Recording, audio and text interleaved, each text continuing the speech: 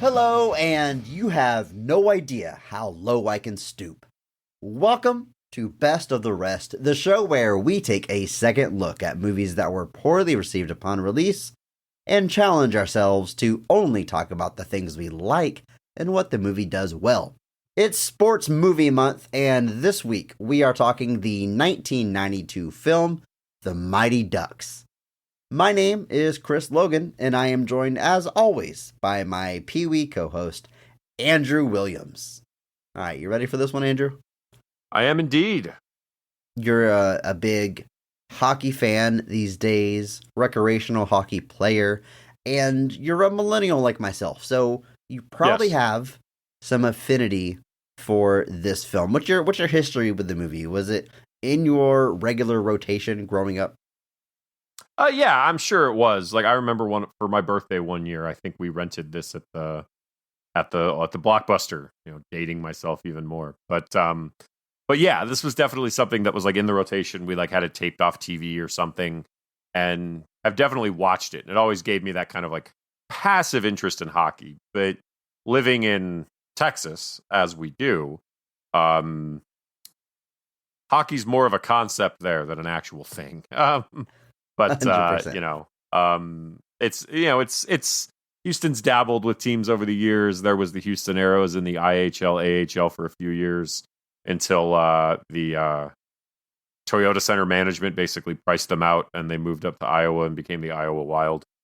And then even back in the 70s, when the World Hockey Association was around, the original Houston Aeros were there, and that Gordie Howe was on that team for the first several years. It brought him out of retirement. So Houston does have its own limited history with hockey, but by the time I'm around, I mean, I remember getting like free Houston Aeros tickets back when they played at the Summit Compact Center. And then, but yeah, never ever considered playing. I think my high school had a hockey team, but it was super expensive and not very, what's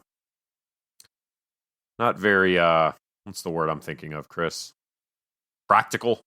Obviously, especially as a new person, but, yeah, so always liked the idea of hockey, but then since moving to Chicago especially, and then especially after starting to play, hockey became a much more central part of my life. But this movie has pretty much been there ever since it came out. I mean, even just seeing it on TV, whatever, it's always been around.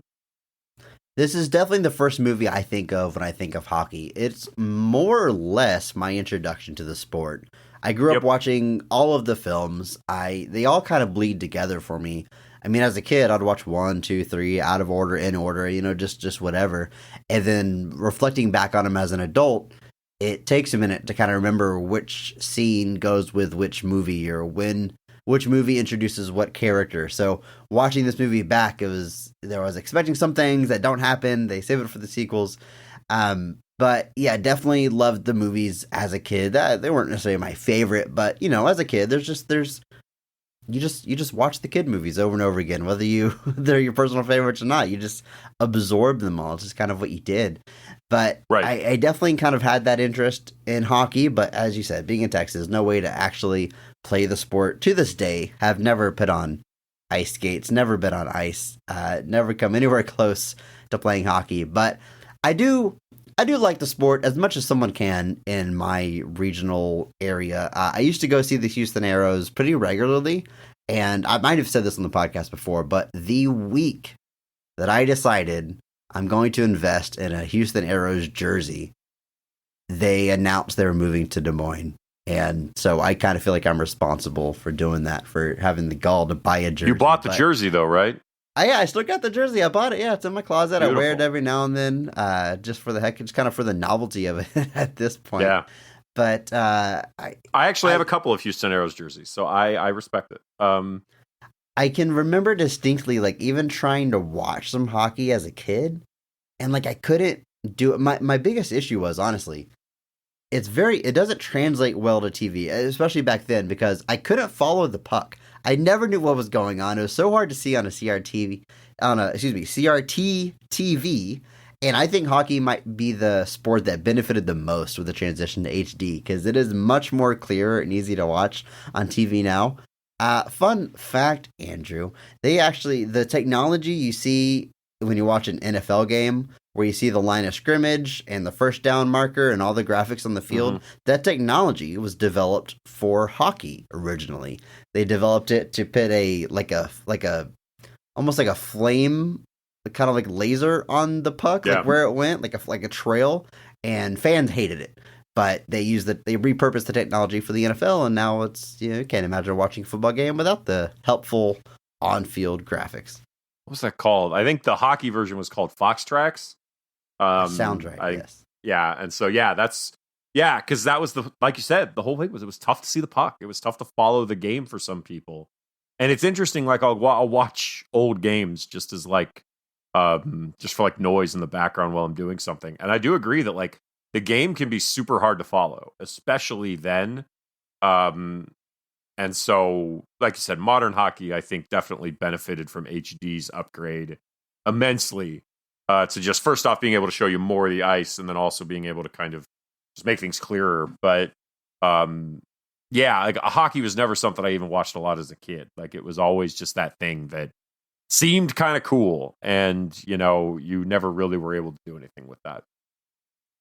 Well, Andrew, let's kick it off. Let's kick off Sports Month, which is our theme for the month of April. Every week covering a different sports movie that was, of course, poorly received upon release in one way or another. We're going to be tackling a different sport every week. I'm excited to jump into these, a little bit of a few nostalgic takes, a few more recent movies.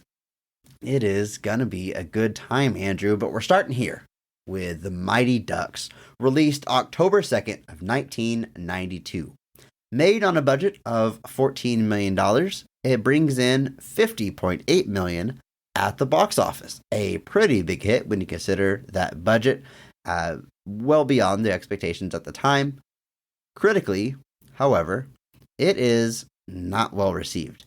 This is one of those movies that definitely a lot of people, especially our age, look back on very fondly and might be surprised when they see it pop up as one of our episodes. But you look at these numbers, you look at these critics, you look at what they're saying, it's not getting good reviews. It holds just a 21% on Rotten Tomatoes. That is very low, and it's only based on 29 reviews, to be fair. However, several of those reviews are retrospective reviews, and that's where most of the positive ones are coming from. So it would probably be even lower if you just look at the legacy reviews at the time from the top critics of the early 90s. It gets either panned or like the best. Like Roger Ebert gives it 2 stars, and he's like, "Hey, for kids, it's probably pretty good." It's kind of like his take, but not really seem to be elevated by critics at the time as anything special. Right. It was kind of seen as a kind of just very predictable kids sports movie. Like, the audience score on it is interesting. It's only 65, so it's better, but still not, and that's off of 250,000 ratings. So that's, that puts it into quote unquote fresh, but still pretty low on that line of putting it into rotten. And, yeah, it's interesting because I think there's a lot of movies that as kids we just enjoyed. And we just kind of assumed as adults that everybody liked them and they were well received and they were these hits. And you may be finding out throughout the course of this month that there are other movies from our youth that we may have also been wrong about. But it's interesting to look back at, especially in this one. And especially because this becomes like a thing.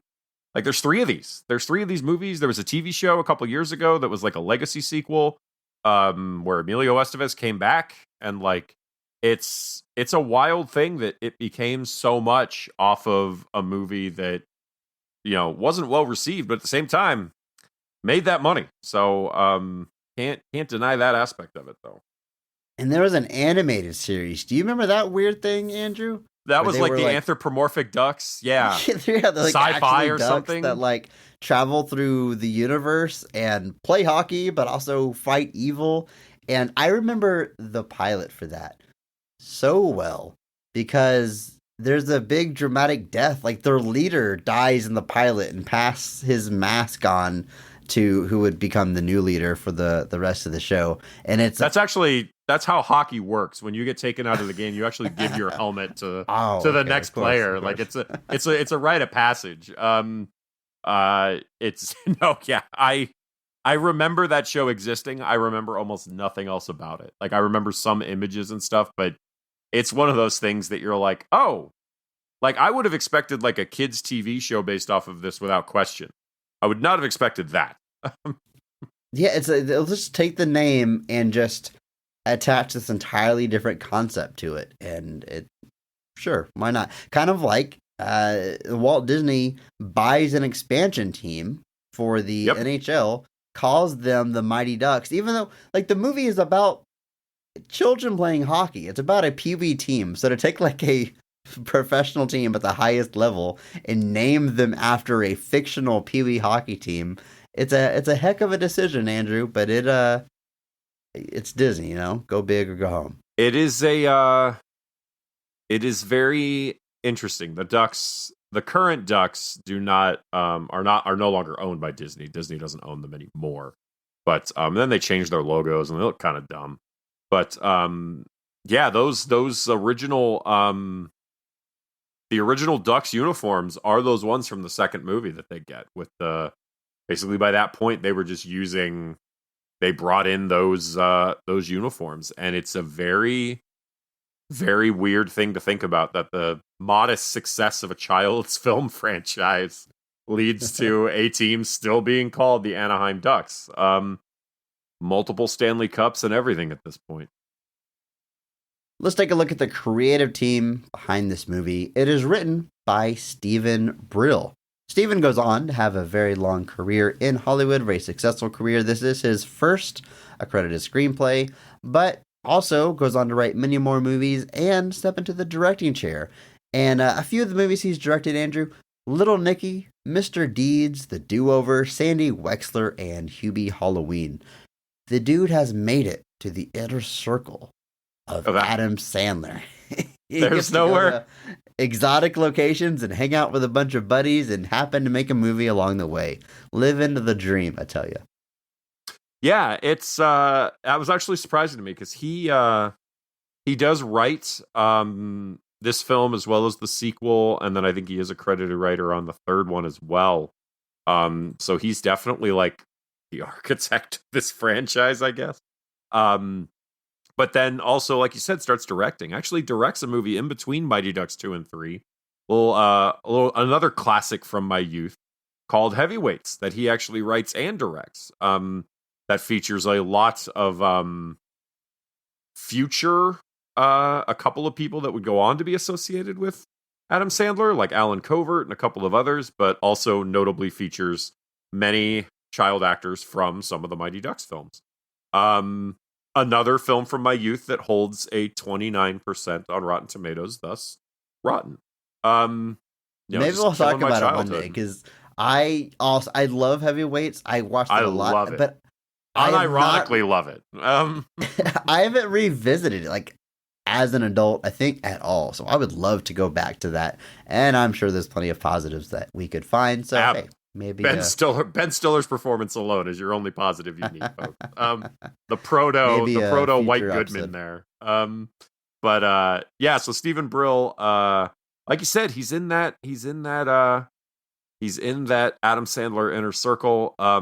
Also does notably cameo in this film. As a cameo in all three of these films, but he plays Frank Huddy, who is the attorney that Gordon is facing off with early in the film until he is expelled. But that is Stephen Brill in the flesh. And he also does have a lot of other kind of bit acting parts that show up in various things, including stuff like Going Overboard, Sex, Lies, and Videotape, Edward Scissorhands, like a whole lot of just weird. Apparently has a cameo in Batman Returns. So he's an alum of the show, I guess, technically.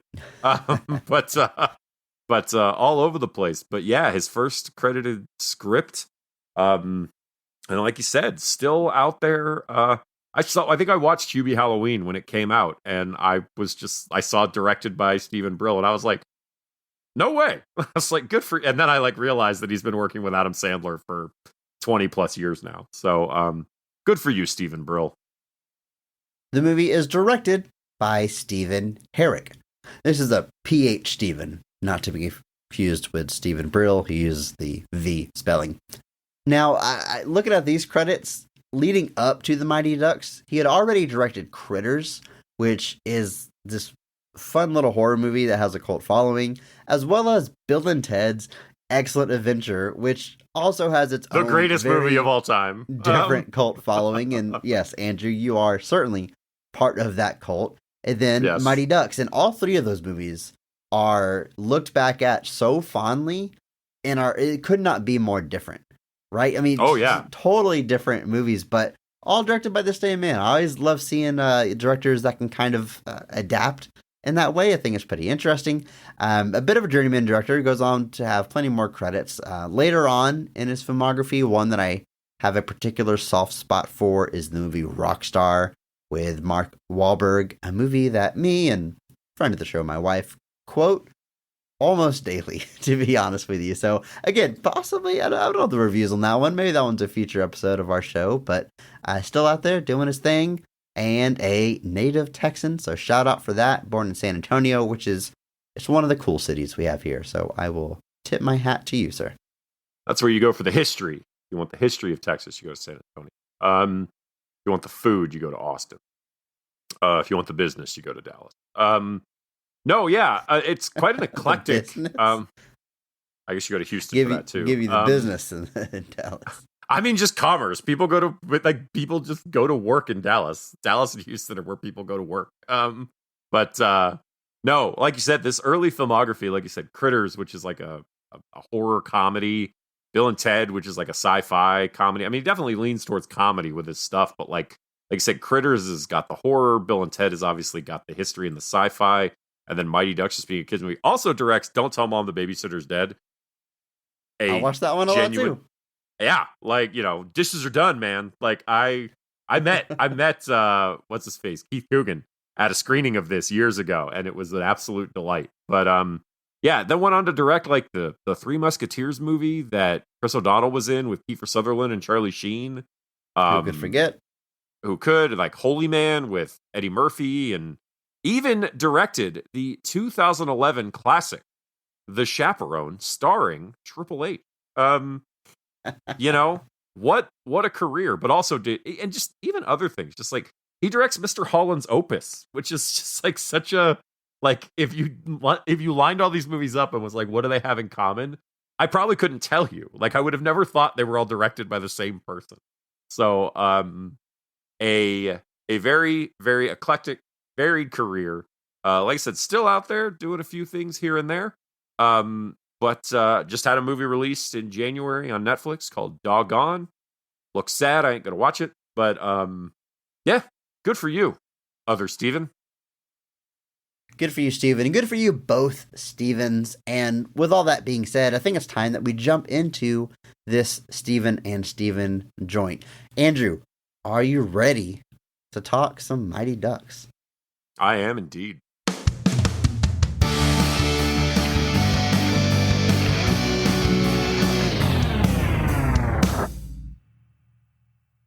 When hotshot lawyer Gordon Bombay receives a DUI, he is suspended from his job and ordered to complete 500 hours of community service.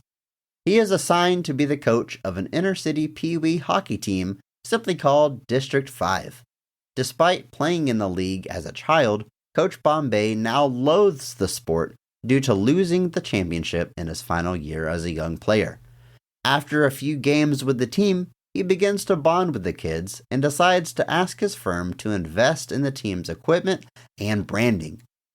Now known as the Ducks, the team of misfits begin winning games and make it to the playoffs, where they will eventually have to face Gordon's old team, the Hawks, a ruthless win-at-any-cost team still ran by Gordon's old coach.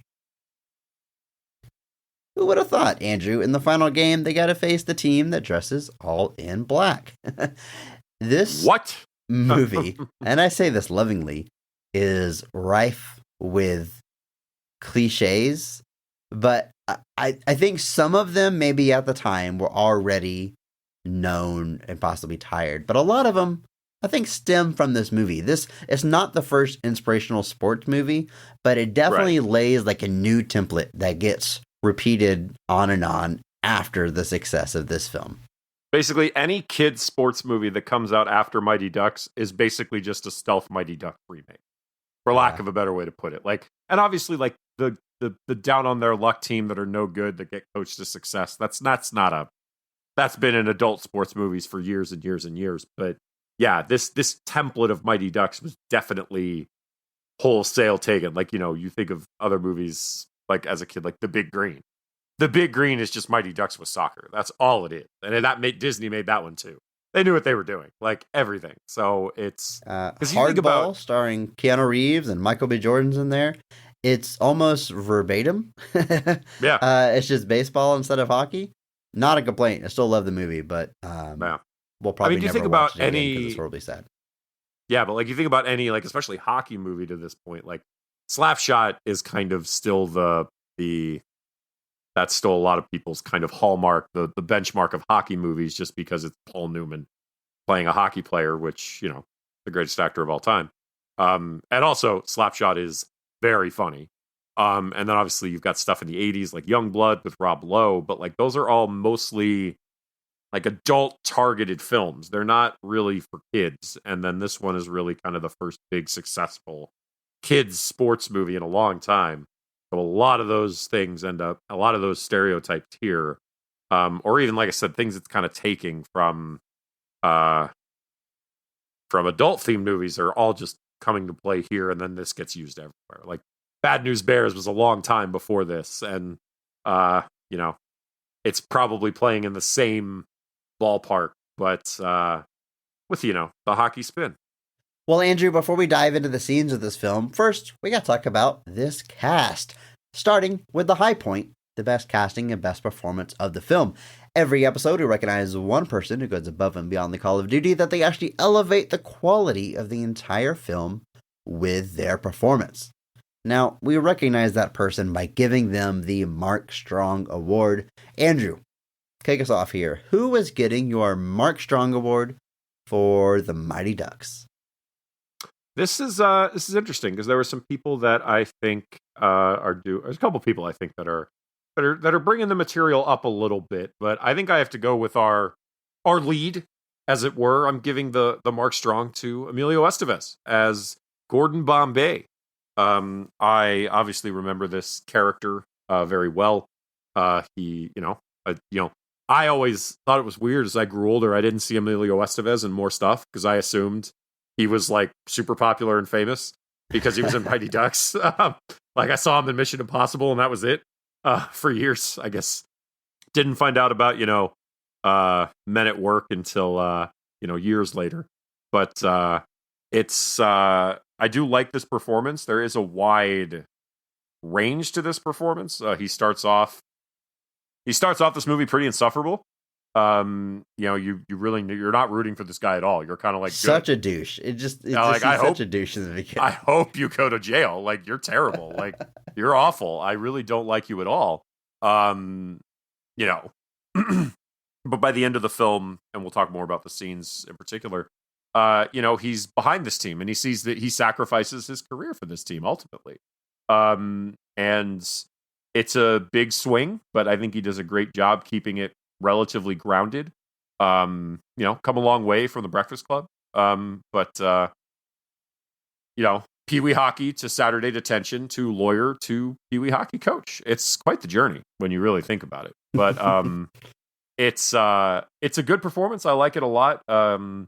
He is pretty much the anchor of the whole film. The whole movie is kind of through him. The kids, as a kid watching it, the kids are the thing that you remember most just because it's a kid's movie. But as an adult, you're definitely like, oh, Emilio Estevez is the star of this movie. Like, this is his hockey movie. And obviously, as you get into the sequels, the kids take a little bit more of a focus. But yeah, I like what he's doing here. I think, like you said, he's carrying it with a good emotional core. And it works. So, first time Mark Strong Award winner, Emilio Estevez. Yeah, I think he's great as the anchor of this movie. Like I said, it really is like his movie. There was certainly a big gap in my life where I didn't watch this movie and then revisited it and wholesale forgot entire scenes in the beginning that are just him as a lawyer or reflecting on the ice. Like, I just forgot it's a movie about him as a kid. You just care about the kids. You just want to go play hockey with these kids. It's their movie. But yeah, through adult eyes, you realize it's a completely different narrative. And Emilio certainly holds it down. Looking at his filmography, this is kind of early-ish in his movies where he is playing a man, a full-on leading man roles. Like you said, kind of known for Brat Pack movies in the 80s, things like The Breakfast Club, which I would go on to go back and watch and appreciate as I got a little bit older. But like you were saying, this was certainly my introduction to Emilio Estevez, and probably, honestly, to this day, what I still most associate him with, even though I've seen much more of his filmography. He's gone on to do much of other stuff, but great as Gordon Bombay. And it's interesting because he's got a lot of layers to play here. He's got to play that douche in the beginning that is straight up like downing a beer bottle while driving. Like, it's not just like he had a few and got behind the wheel. He's drinking while driving. There's some stuff that I'm a little bit surprised they put in a Disney movie. There's like him drinking while he's driving. He uses like damn and hell and stuff around the kids. The language is kind of pushing the barriers for a Disney movie, especially a early 90s one. But no, I'm agreeing with what you're saying. I think he certainly does a great job holding the movie down, and really a through line through most of the franchise. Well-deserved award from you, Andrew. However, I'm giving my Mark Strong award to someone else. This is interesting because dare you? Certainly, if you asked, 10-year-old me who's getting the Mark Strong Award, I couldn't tell you what player it would be, but it would probably be one of the kids, whoever I thought was coolest at the time. But watching the movie as an adult, there is a performance that really stands out to me, and I think is pivotal in making this movie work, which I do think it works. I do enjoy this movie. My Mark Strong Award is going to Lane Smith as Coach Jack O'Reilly. I'm pulling a page out of Andrew's book and giving it to our villain here, because, man, he is very good at being a real bastard. Such a prick in this. Like, my God, is he like just literally just immense off his body. There's this smarminess that he just carries with him. Like, he's always got his collar up, and he's always like tugging on it to make sure it stays up. Like, it's like always tugging on it, making sure my collar's still popped and up. Like, it is wild. Like, watching this movie as an adult, especially, I was like, just the way he plays it, the way he goes about it, the way he talks to the kids, even, you're just like, man, what an absolute wanker. Just so absolutely perfect as the villain in this piece, though. Like, just expertly cast, and he plays it and he makes it. You want this man to lose, and that's what you want. You want to not just have them win, but you want to see the other team lose. And it's very much, I guess you could say, it's just a version of the old Cobra Kai problem, where he's teaching them hockey wrong, and he is. Gordon's whole point is he wants hockey to be fun and enjoyable, and he wants them to learn about themselves, whereas Jack's approach is win at all costs. I forget what he even says. It's not worth winning if you can't win big. Like, it's all about winning. He makes winning the entire bottom line, which means that you take all the wrong lessons from it. He's perfectly doing that. Perfectly. I agree. And the first time you see him is actually in the flashback, whenever Bombay is reflecting on when he lost the potentially game-winning shot. And you see him coaching a young Bombay, and he is like, you have to make the shot.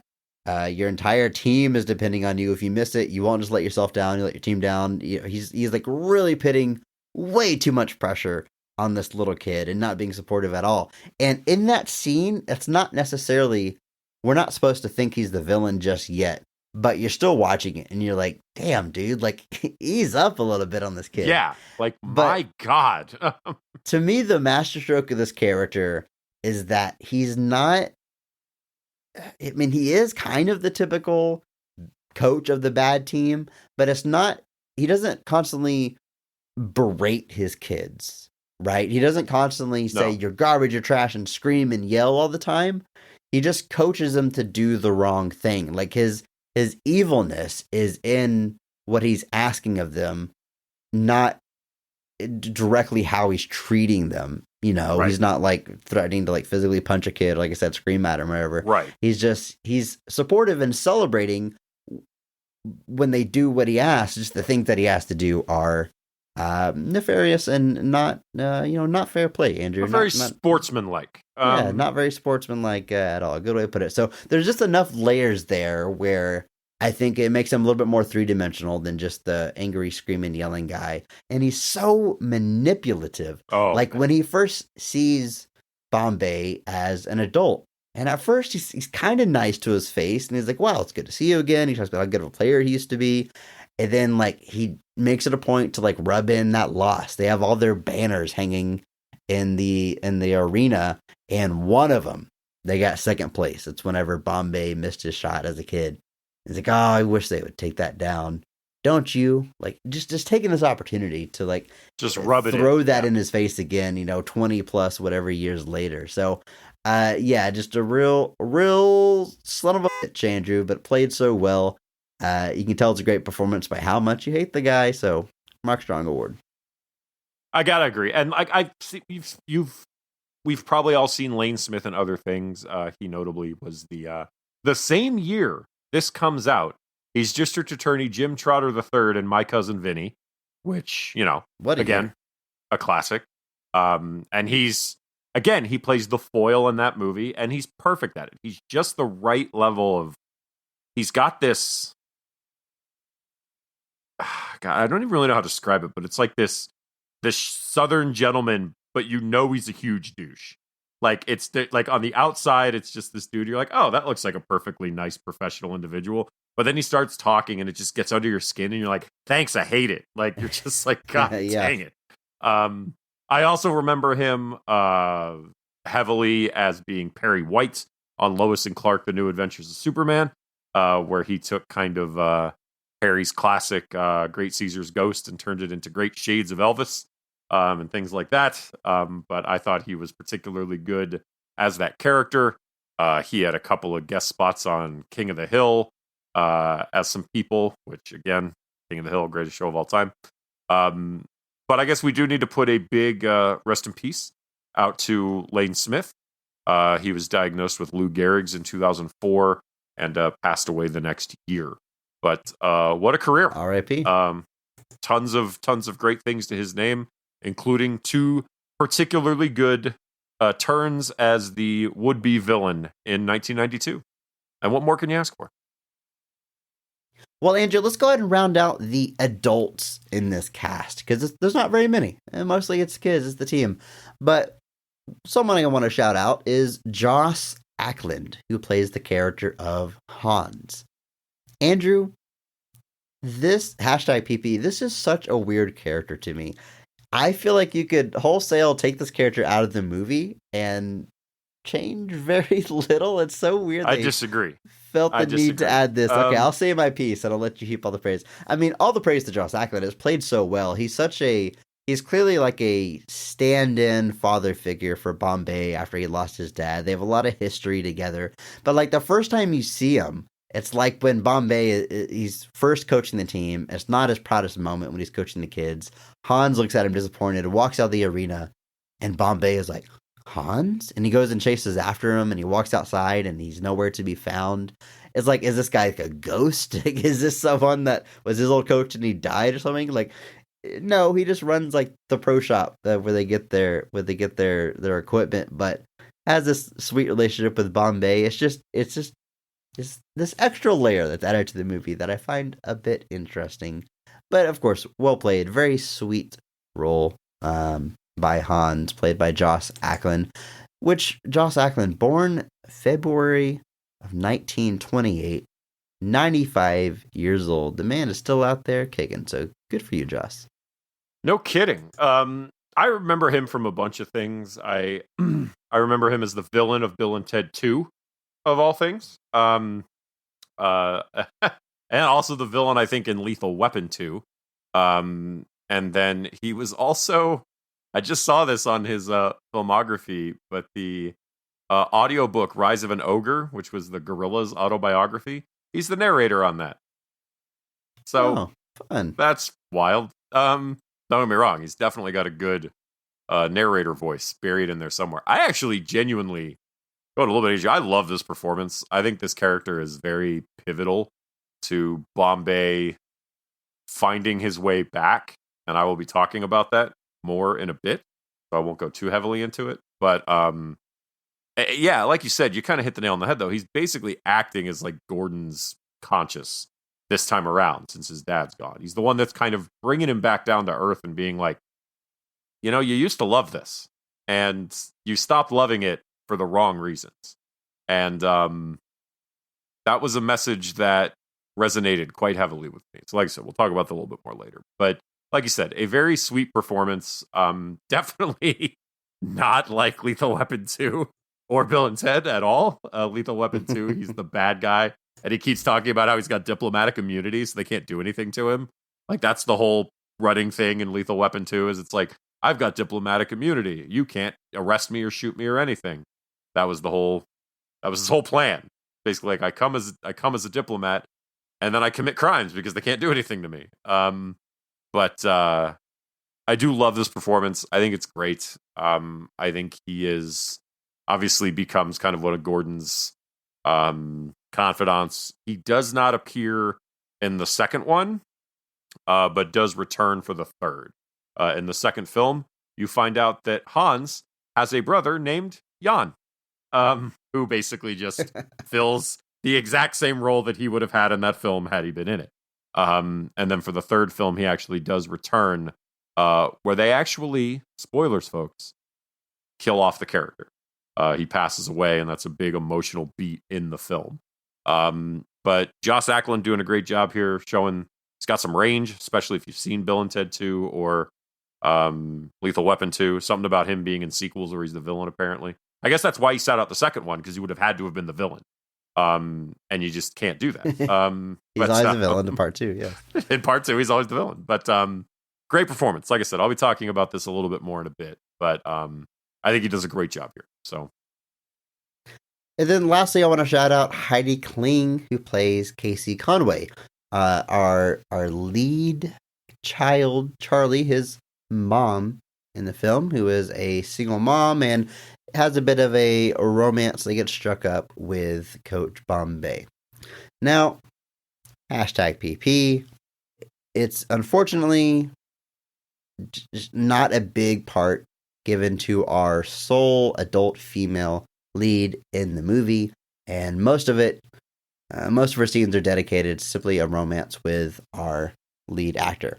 However, I like this extra layer that's put on top of it, namely her relationship with her son, and she is very protective of him. Does not like Coach Bombay at first because she can see right through him, sees that he doesn't actually care about these kids. Why would she? He's an absolute douche in the beginning of this movie. I agree. But even, she doesn't just get wooed by him right away. Even when they go out on a date, she's holding back a little bit. And she explains that, her son can get very attached. She has to not just think about her own feelings, but his feelings, and is just very clearly putting her son first and just being a very good mom. So good on you for Heidi Kling for bringing that warmth to the character, and it's very well done. It is. I agree. I think she does a great job. Not a huge career outside this. Pretty much wholesale stops acting by 1999, but does not have a lot of appearances. Her IMDb has 8 acting credits, and several of those are television shows. So not a lot going on there, but like you said, this is a good performance. She is not in part 2, does return for part 3, where in the second movie, they kind of, Gordon's minor league hockey career took off and they lost touch and she got married to someone else. And then in 3, she's ostensibly single again. It's very much I think they were like, there's no part for her in the second one, so they just kind of wrote her out. And then for the third one, they were like, oh, we'll bring you back for this. And they just put her back. So, but yeah, I do agree that it is a very, it elevates it above what it would be otherwise. Because this is, like you said, there's not a whole lot of meat on this bone. But she's making the most of it. And like I said, they had just a few layers that it works. If you don't mind, I do want to also shout out one last person. Sure. Joseph Summer, He plays Mr. Gerald Ducksworth, the character of which is the namesake of this entire thing. So he is Gordon's boss at the law offices, and is kind of the reason he ultimately goes to community service and gets assigned to this hockey division. So he is, in a way, the ultimate, catalyst for not just this film, the events of the film, but, this whole thing is based off that character's name. There's an actual hockey team that's named after this character. It's awfully convenient that his name is Ducksworth. And every other team in the league already has a bird name. The rivals are the Hawks. They played the Cardinals. So he just gets to slide right in there and make this team the Ducks. Well, there was the Huskies in there. There was a Flames in there. There was a bunch of just NHL teams in there too. But Joseph Summers just a career character actor. He was the president in X-Men 3, so also, in a way, an alum of the show. Had a bunch of other brief appearances, especially in the 90s. I do remember he's also a district attorney in The Other Guys.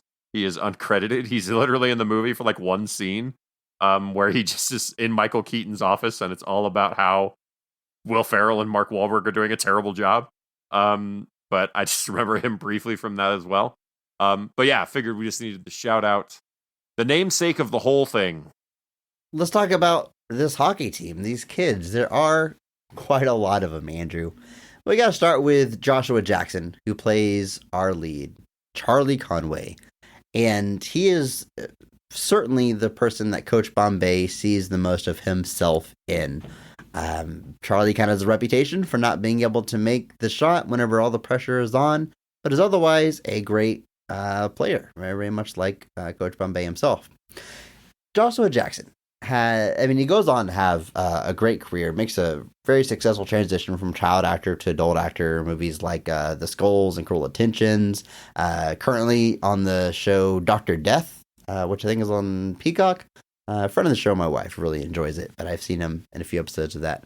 Great career, but here as a youngster, he is very good at showing, he's very clearly internalizing his emotions. You can see the conflict beneath the surface so well.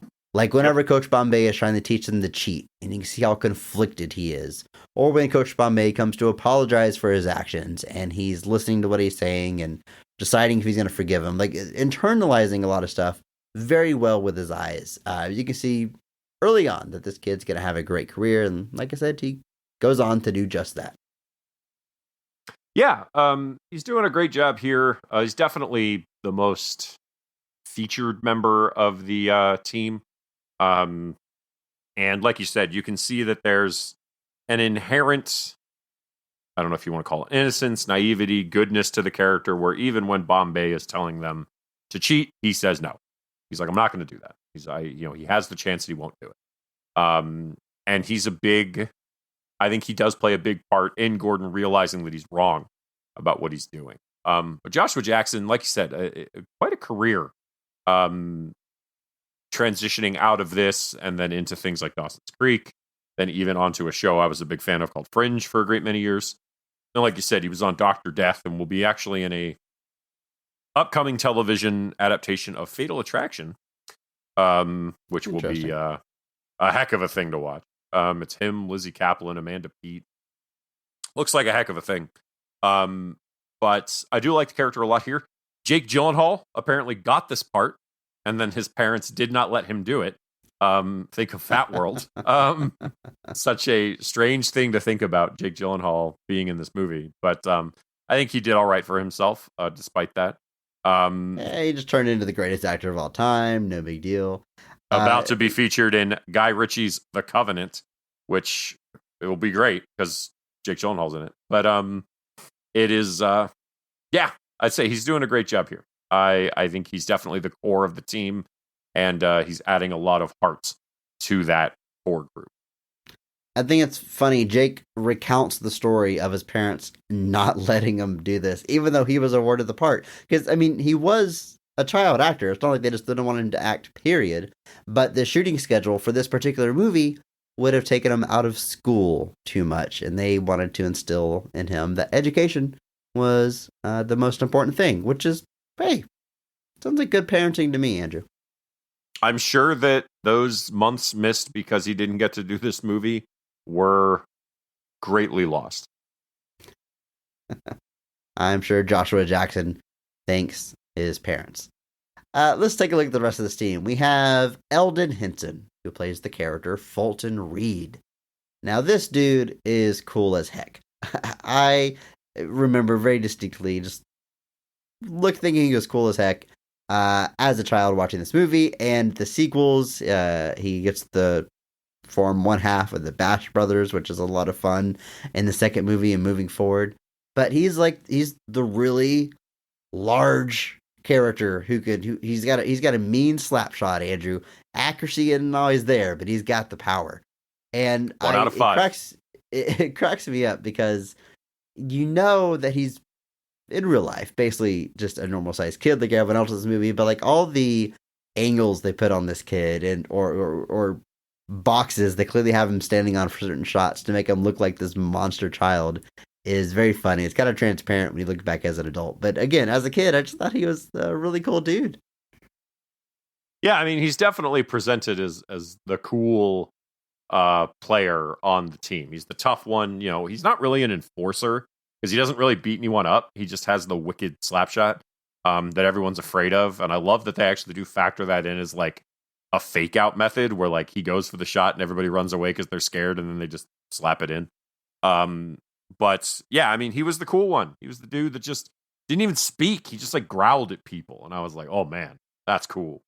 He doesn't even like have a home. He's just like a wanderer. You just see him on the streets yeah, and they're like, hey kid. Yeah, like who are these kids' parents? You do see some of the kids' parents, but not a lot of them. I love that they have all the rumors about why he doesn't play hockey, and it turns out they're all fake. I just love that elementary, middle school gossip that everyone's got where it's, you know, and like like you heard all those rumors about, you know, at your schools too. And so it's always funny to see that play out. And of course, none of it was true.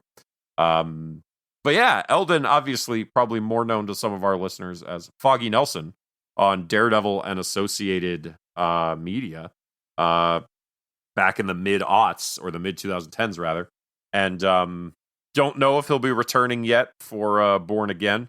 Early indications seem not, but yeah. So he's another guy that apparently made the successful transition out of being a child actor and found modest success as an adult actor. I do also want to shout out, there's another skater on the team, Guy Germain, played by Garrett Ratliff Henson, his brother in real life, not in the movie, just in real life. Fun.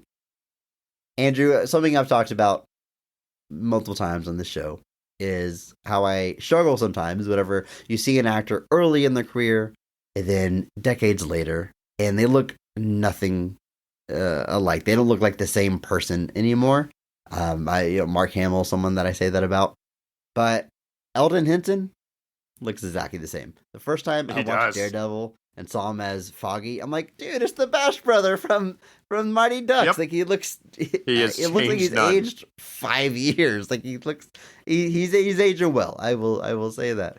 He was exactly 15. He was 15 in Mighty Ducks, and so I mean, I guess at that point you've aged up somewhat. But yeah, he has that face is exactly the same. There is no change whatsoever. Sean Wise plays Greg Goldberg, mostly just called Goldberg. The original Goldberg, Andrew, before we went on to associate that name with a certain wrestler. But he's the wisecracking goalie. And early on in this movie, he's afraid of getting hit with the puck.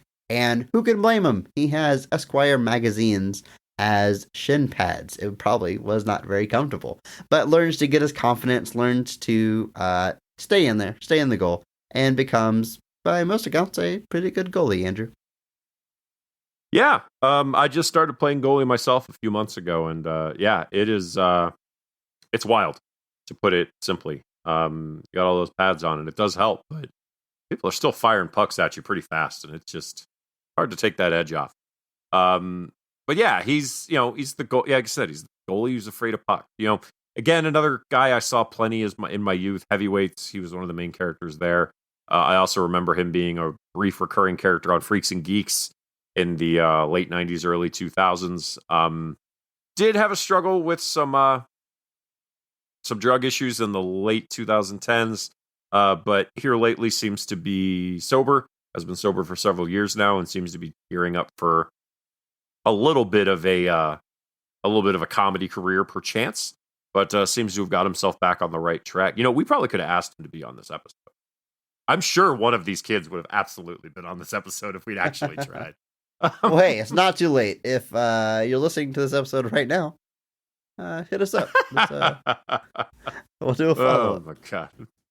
Goldberg, also one of the characters that does recur throughout all of the films of the series, did not return for the television show, but Fulton did return for the television show. So Fulton is one of the few characters that does appear in all three films and the television show as well. How is that show, Andrew? I didn't watch it's it. Fine. I think you did. It's worth watching? Worth going back to?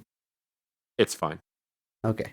It's very much the first season. The first season is Emilio Estevez, but they kind of just do the same arc with his character.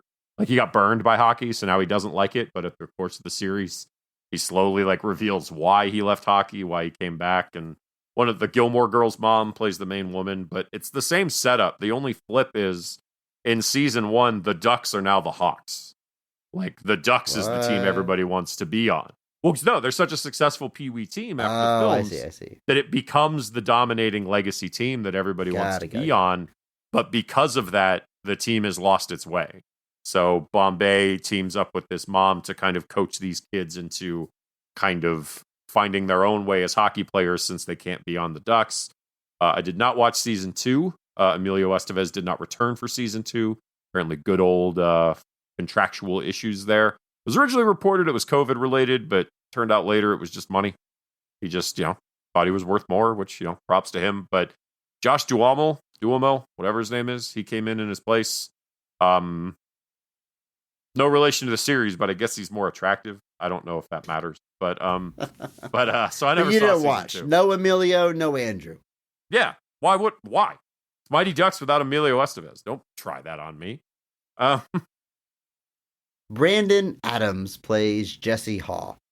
One of the standouts. I mean, this whole team is great. There's a few kids that really, either because their part was more meaty or because their performance or combination, really rise above and stand out amongst the rest. And Jesse's one of them, in my opinion. Most of the kids are standing out due to, in some way, their sense of humor, their wisecracking, or just their personality quirks. But Jesse jokes around with the rest of them, but also has a lot of serious moments and stands up to Coach Bombay. Really doesn't trust him at first. It probably takes the longest to come around on him. Does not like later in the movie when Banks comes over from the Hawks, which is a plot point we haven't talked about much yet, but very standoffish, and I think really represents best. There's kind of this underlying narrative that is never addressed head on, but is always there. That District 5, this Pee Wee team, it's the inner city. Quite literally, you see on the map, it's the center of the city. And it doesn't have as much money as the other teams. And these kids seem to not be as privileged. Anytime you see them, like I said, we never see the low-income team. Low-income team. They're always on the streets, kind of making their own fun. They're dressed in a way that seems like a low-income family.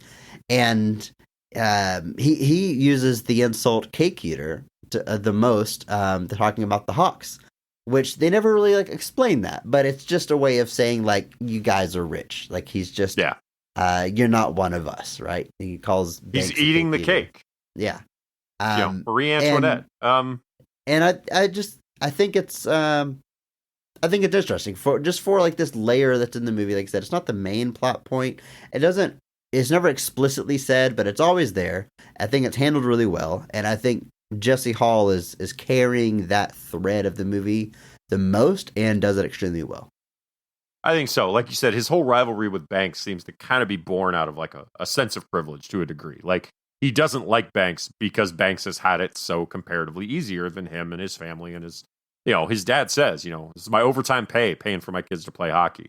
And it's a good performance. I like it a lot. Now, Brandon Adams may be known to some horror fans as one of the leads in The People Under the Stairs, the Wes Craven film the year before this. A pretty good little horror film there. And he does come back for Mighty Ducks 2, does not return for the third installment nor the television show. But like you said, he is very, very prominent here. And like you said, carrying specifically that kind of plot thread through the film.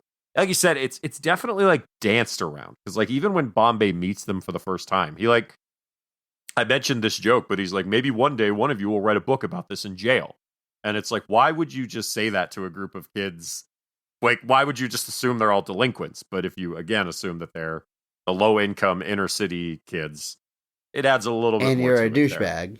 And you're a douchebag, yes. And the kids are all super impressed by the limo. There's little things throughout the whole film that I wouldn't be shocked if the intention was that it was meant to be a bigger part of the film, but it just kind of ends up being this kind of weird, unacknowledged subplot that runs through it instead. But like I said, Brandon Adams doing a great job there. Also notably known as De Nunez from The Sandlot, the pitcher.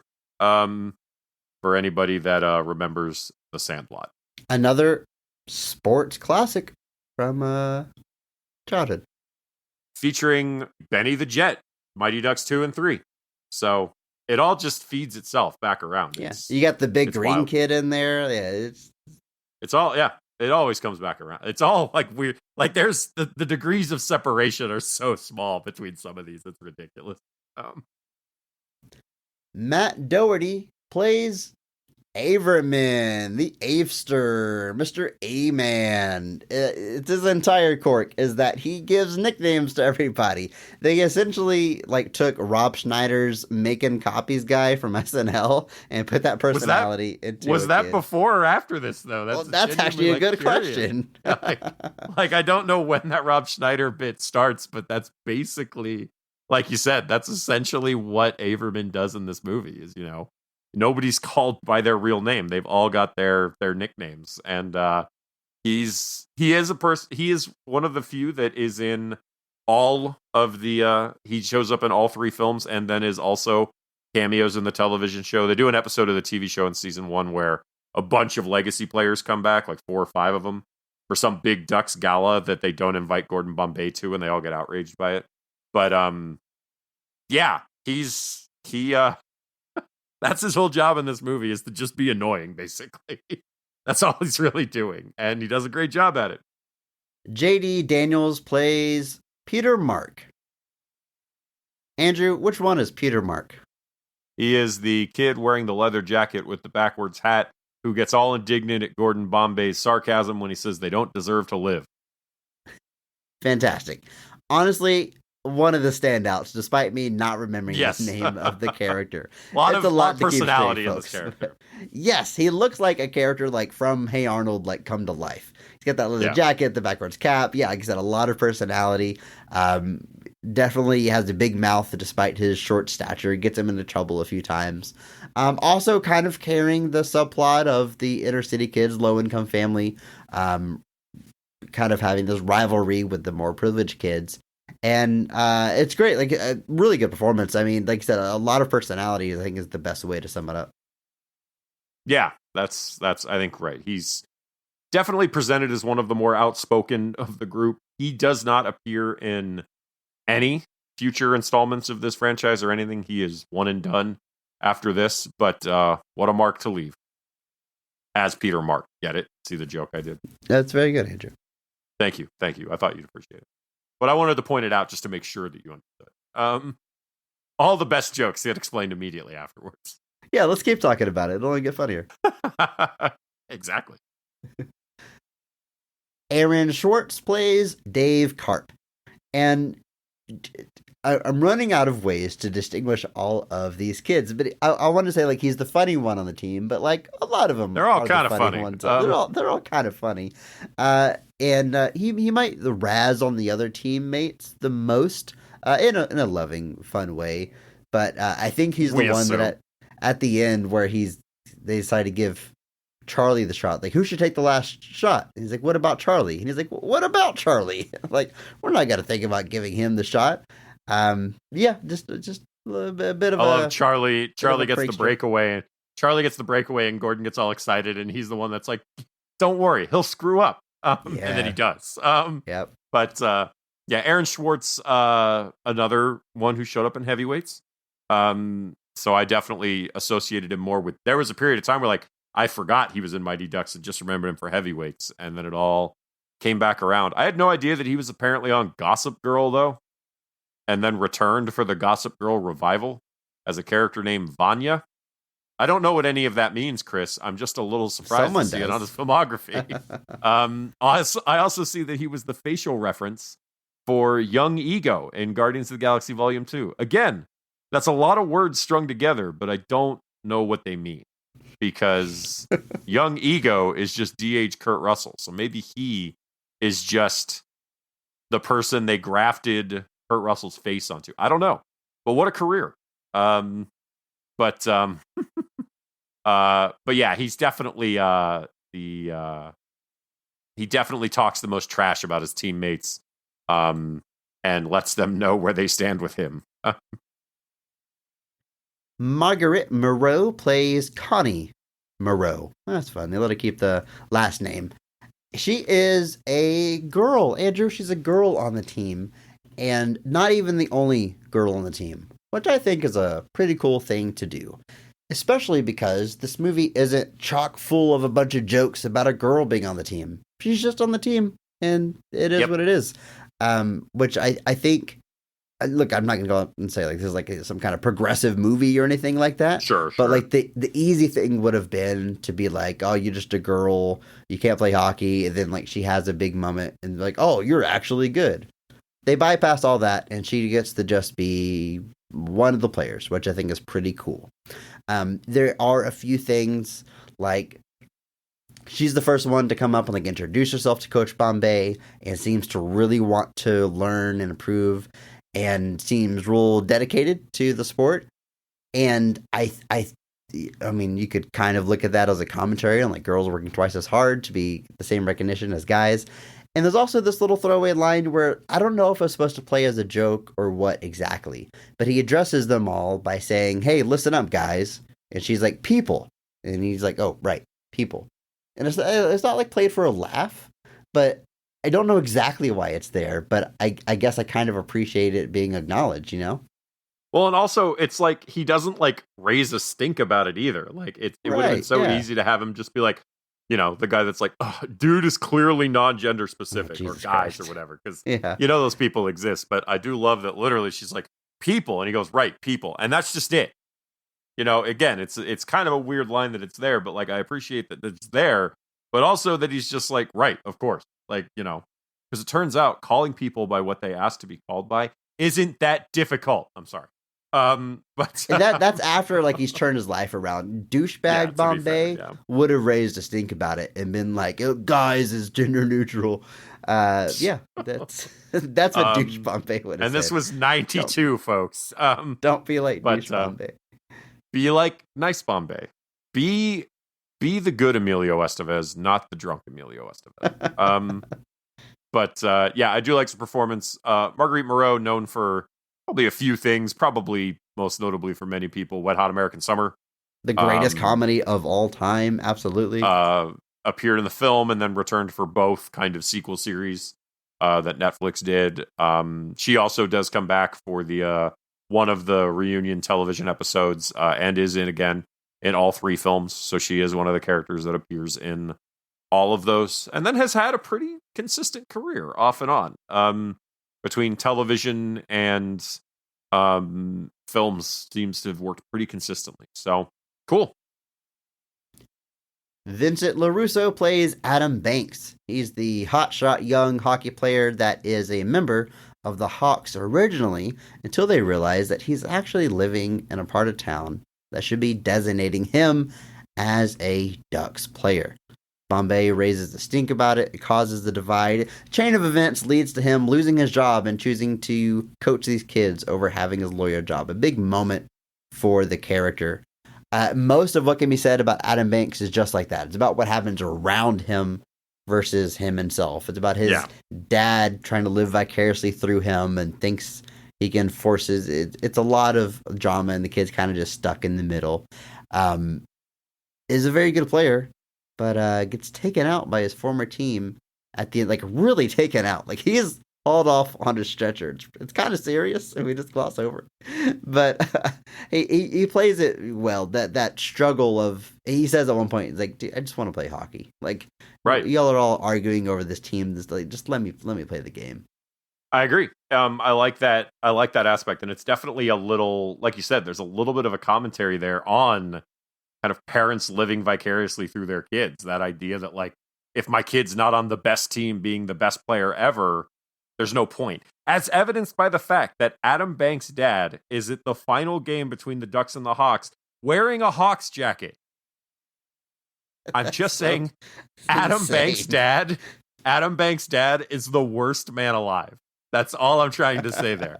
There is literally no other reason to not at least wear normal clothing, to wear your son's old team's gear in front of him on a different team because you're protesting the fact he got moved. You're a jerk of the highest order, fictional father. You're literally in like the top 10 worst fictional fathers. I guarantee you. Wearing that offense is that egregious. Vincent does appear in all three films and also returns for the television show, but oddly enough, not a lot of acting credits outside that, which I thought was interesting. Like he kind of said that after Mighty Ducks, he realized that acting just really wasn't his thing. Apparently, kind of works in the hospitality sector, but cool that he still came back for the reunion episodes. Certainly didn't have to do that, but yeah. Otherwise, literally, I think his IMDb has 9 credits, and 4 of them are playing Adam Banks. So. And rounding out this team, we have Danny Tamborelli playing Tommy Duncan and Jane Plank playing his sister, Tammy Duncan. They are introduced as figure skaters, or at the very least, Tammy's a figure skater, and Tommy kind of has to be one alongside her. And then whenever they agree to play with the team just so they can share the ice, Tommy has this line that's like, hey, if I've got to do figure skating, you got to do hockey. And I really like that whole exchange because she's like knocks him down in a playful like sibling kind of way and is like, what do I know about hockey? Of course, she just did one of the classic hallmarks of hockey, which is knock a guy down, and Tommy says, more than you know, which I thought was a fun little exchange, Andrew. It was. I thought that was quite funny. Yeah, they're brought on like it's not really as ringers. Like they're not really like good people that are brought onto the team. They're like the opposite of Fulton. They know how to skate, but they've never played hockey. Right. But fun characters. Danny, obviously known for Adventures of Pete and Pete. For any eagle-eyed viewers, thought he looked familiar. Whereas Jane Plank is. Again, wait, who does he play on Pete and Pete, Andrew? Plays Pete. Okay. Thanks for clearing that up. All right. Yeah. We're so funny. But and then Jane Plank, obviously known for primarily just for Mighty Ducks. Does again not one with a huge lot of acting credits, but has a fantastic website that you should all check out. JanePlank.com. That sounds like we're talking about a porn website or something. It's safe for work, folks. I promise. Andrew, let's talk about the scenes in this film. All right, let's move on. Get Talk out about of the here. cast. Let's talk about the movie. It's like a Squarespace style website, guys, and it's just kind of funny. JanePlank.com. I'm not making fun of her. It's just we had a laugh about it before we started hitting record. That's what we're acknowledging. It's nothing bad. It's nothing bad. Good for you, Jane Plank, singing the national anthem all over the country, as your website says. Andrew, let's talk about the scenes of this film. In your opinion, when is this movie firing on all cylinders? What is the best scene in The Mighty Ducks?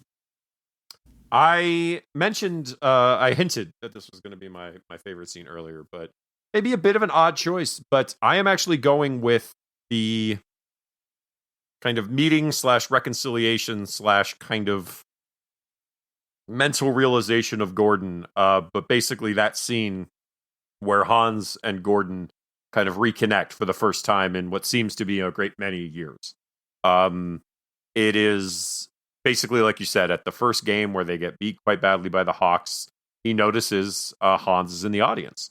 The crowd, whatever you want to call it, the jury, I don't know. But it's he so he kind of goes outside and he's not there, but then he kind of goes and he kind of, it's his old haunt, so he kind of falls in the back door and Hans is there and he knows he's there. And Hans knows what he's there for, no less, and it's to get skates. And I do really love this conversation. Because like I said, they really do dig into the fact that he left hockey, but like I said, Hans is saying, it's like, you left hockey, but you left hockey for the wrong reason. It wasn't your fault, and Riley shouldn't have been making it feel like it was your fault. It's like hockey wasn't the problem, Riley was the problem. And you loved hockey. So now, because you're here, don't let what Riley did to you. Basically, he's essentially saying, like, you've let Riley kind of drive Riley's decision drive your whole life. You've let the blame of that kind of inform you as a person and kind of let it harden you and let it turn you into this person that you really aren't. Because I know you're not. And like you said, kind of shows him that, hey, you used to love this sport and you can love it again. You just need to remember what it's all about.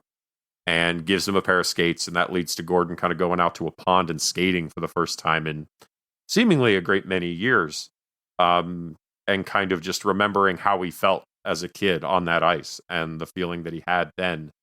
And it brings him back. It reminds him that this is not a I mean, it's still a punishment, but it doesn't have to be.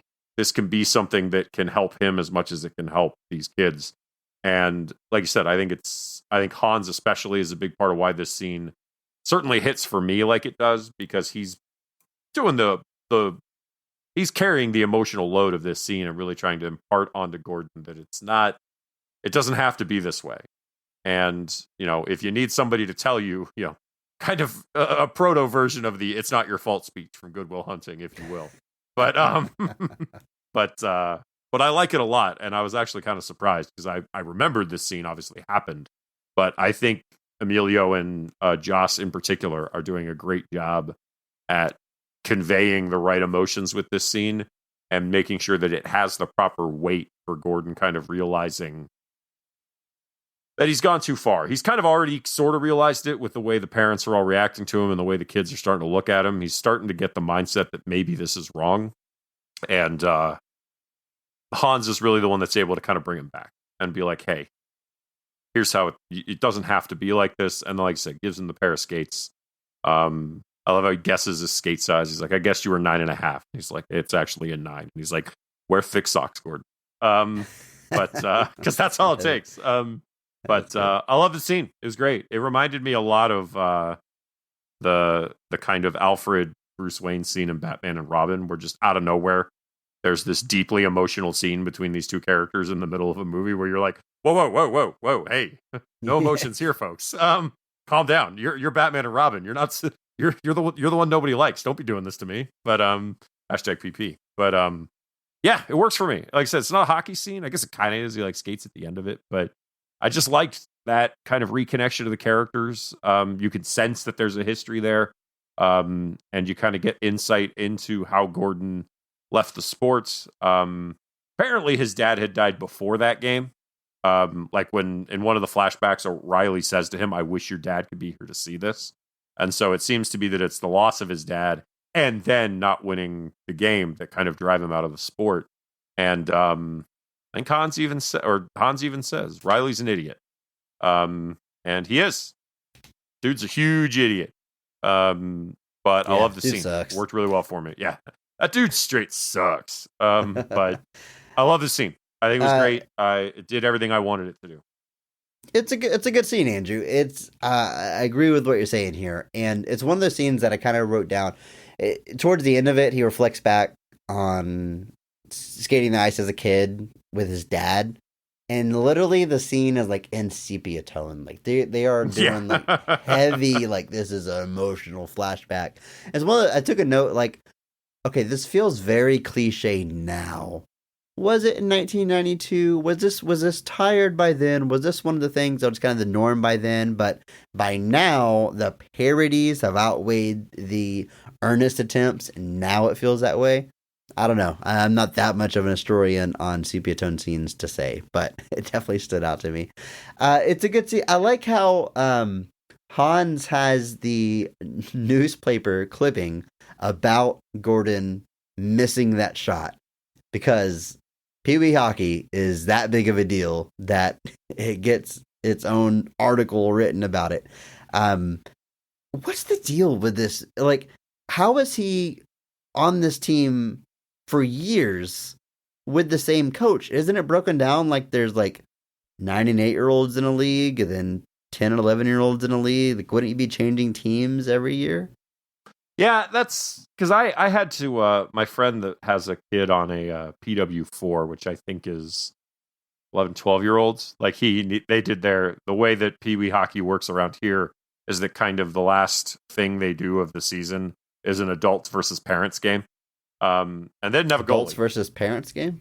Yeah, the parents play the adults. The kids play the adults. So the kids on the team, obviously, they get up in their gear one last time, and then they play against the adults. They didn't have a goalie. So my friend was like, hey, would you do that? And I was like, yeah, sure. And you kick those kids' asses, Andrew? No, you I block let them every win. shot? I was told to let them win. And I definitely let them win. I'm definitely not a novice goalie who just got beat by several kids. But yeah, it's like 2 years. It's like 13, 14 or like 11, 12. So yeah, the idea that Riley like sticks with these kids for like several years is very strange. But I'm not well versed, so I don't know, but it seems odd that, and maybe that was the point, is that Riley was only with him for a few years, but that's all that mattered. I'm pretty sure he says like 6 years. I coached you for 6 years. I think he says that specifically towards maybe the he end, coaches several teams or several versions of the teams. I don't know. So. This dude watching the movie this dude's wrong. just a full-time. This dude's just a full-time Pee Wee hockey coach. That's all he does. Hans throws a stat out there because he's like, all you're focusing on is losing that last game. But then he says, I think I wrote this down right. He says, you scored 198 goals that season. Andrew, that sounds like a lot. It does. Sounds like an insane amount for one season of Pee Wee hockey.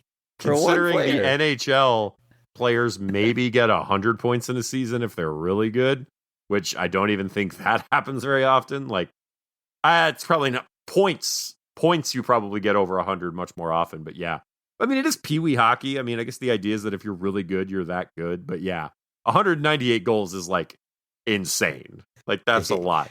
Especially if like you think about it, if it's like a 60 game, it's like even a 60 game season, which it's not.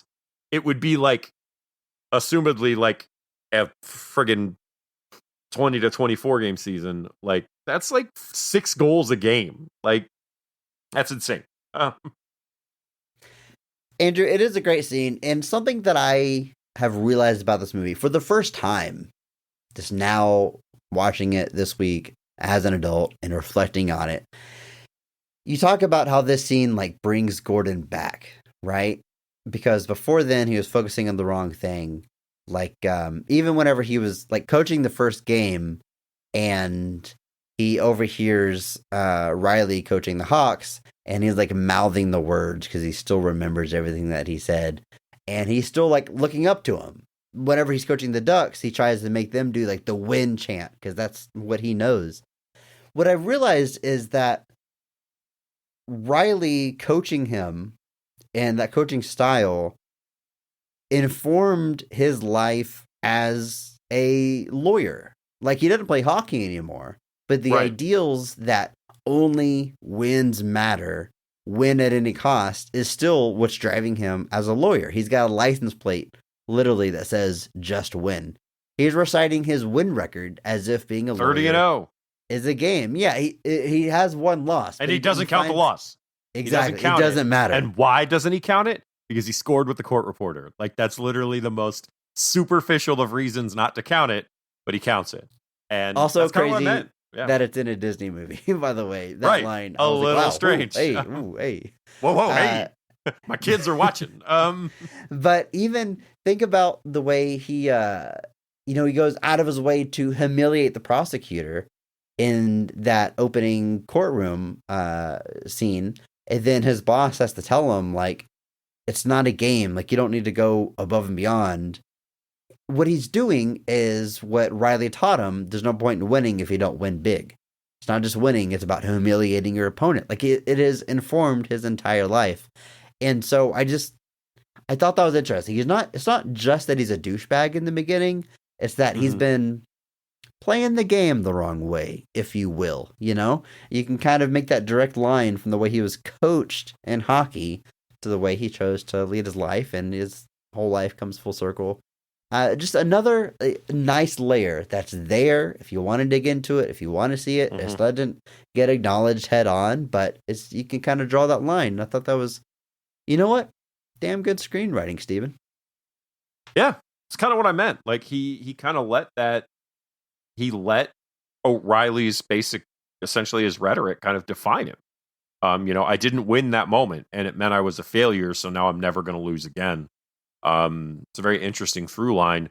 And again, you're a jerk, Jack Riley. All my homies hate Jack Riley. Everybody.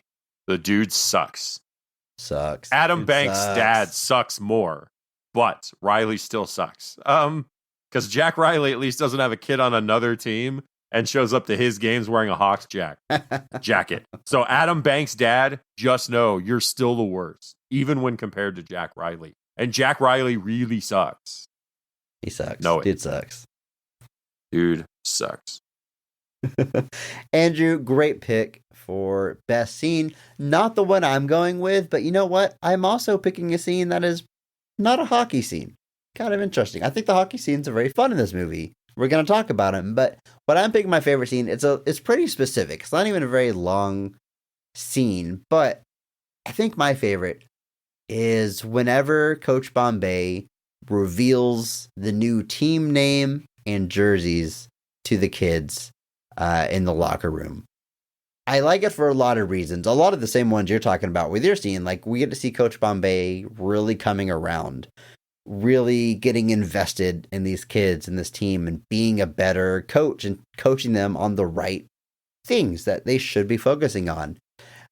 If I really want to zero into my favorite moment here, it's whenever he dramatically whips off his jacket to show the jersey underneath and reveal that they're it's so like theatrical, and he's at this point he's doing it for the kids. He's talking to them in a way that's gonna connect with them, and he knows, like, the name Ducks, it comes from Ducksworth. Like, it's not the best name, at least right away, and he's got to sell them on the Ducks name. And he's like talking about the other teams. They know if they mess with one duck, they got to deal with the whole flock.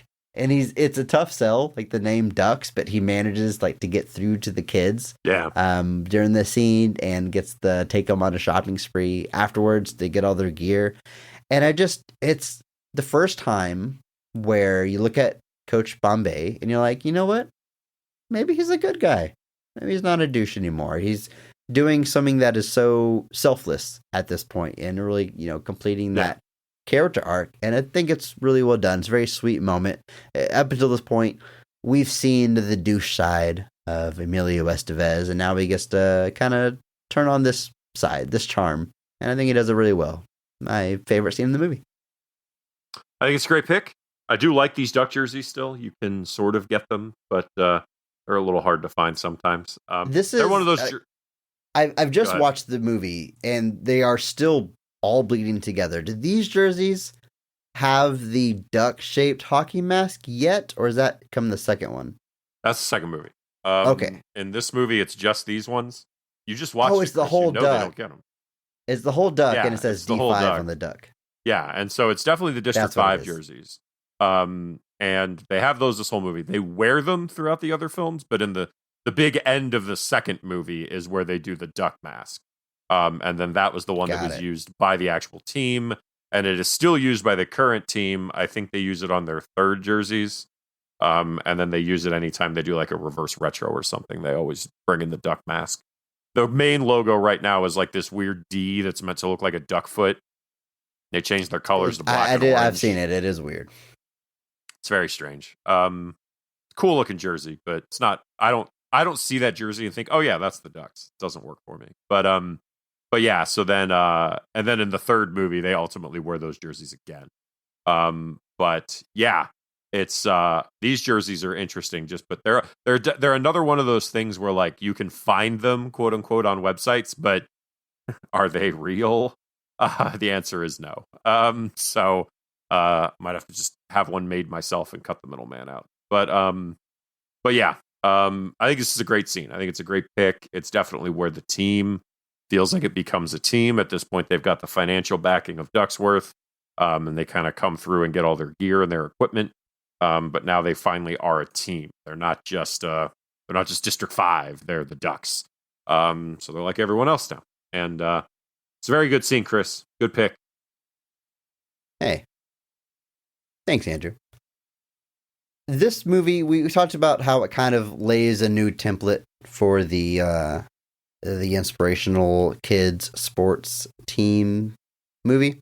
And one movie you could say that comes before it that has a very similar structure is Karate Kid, which I think is kind of funny because whenever they're doing the egg training, Averman makes Karate Kid jokes and wax on, wax off. And it's very much like, you best start believing in inspirational sports movies, kid. You're in one.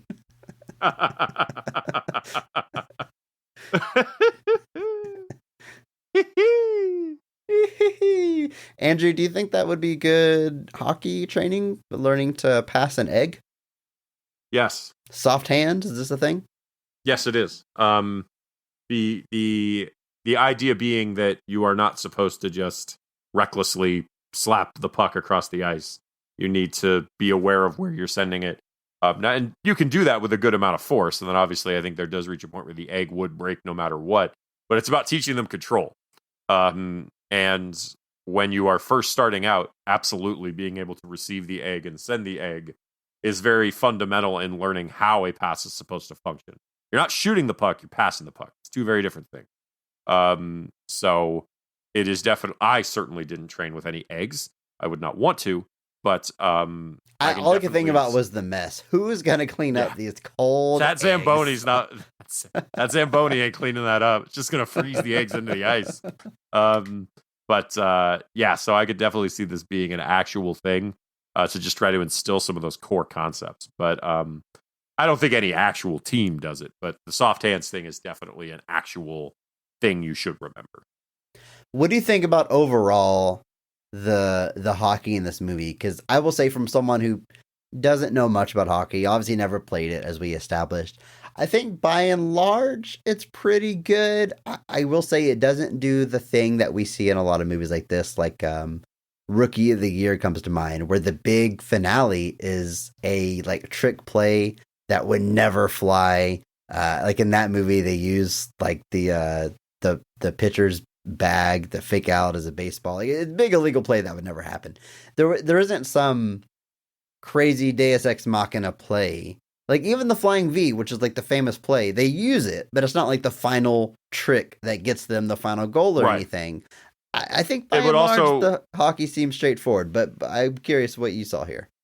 The Flying V is also a completely stupid play that would never actually work. Like it's just it looks cool. Andrew, it looks ducks. Very cool. They're ducks. Cool, and do you understand? I understand that. But in the second movie, they do that once against the Iceland team, and they just check all of them, and that's absolutely what would happen.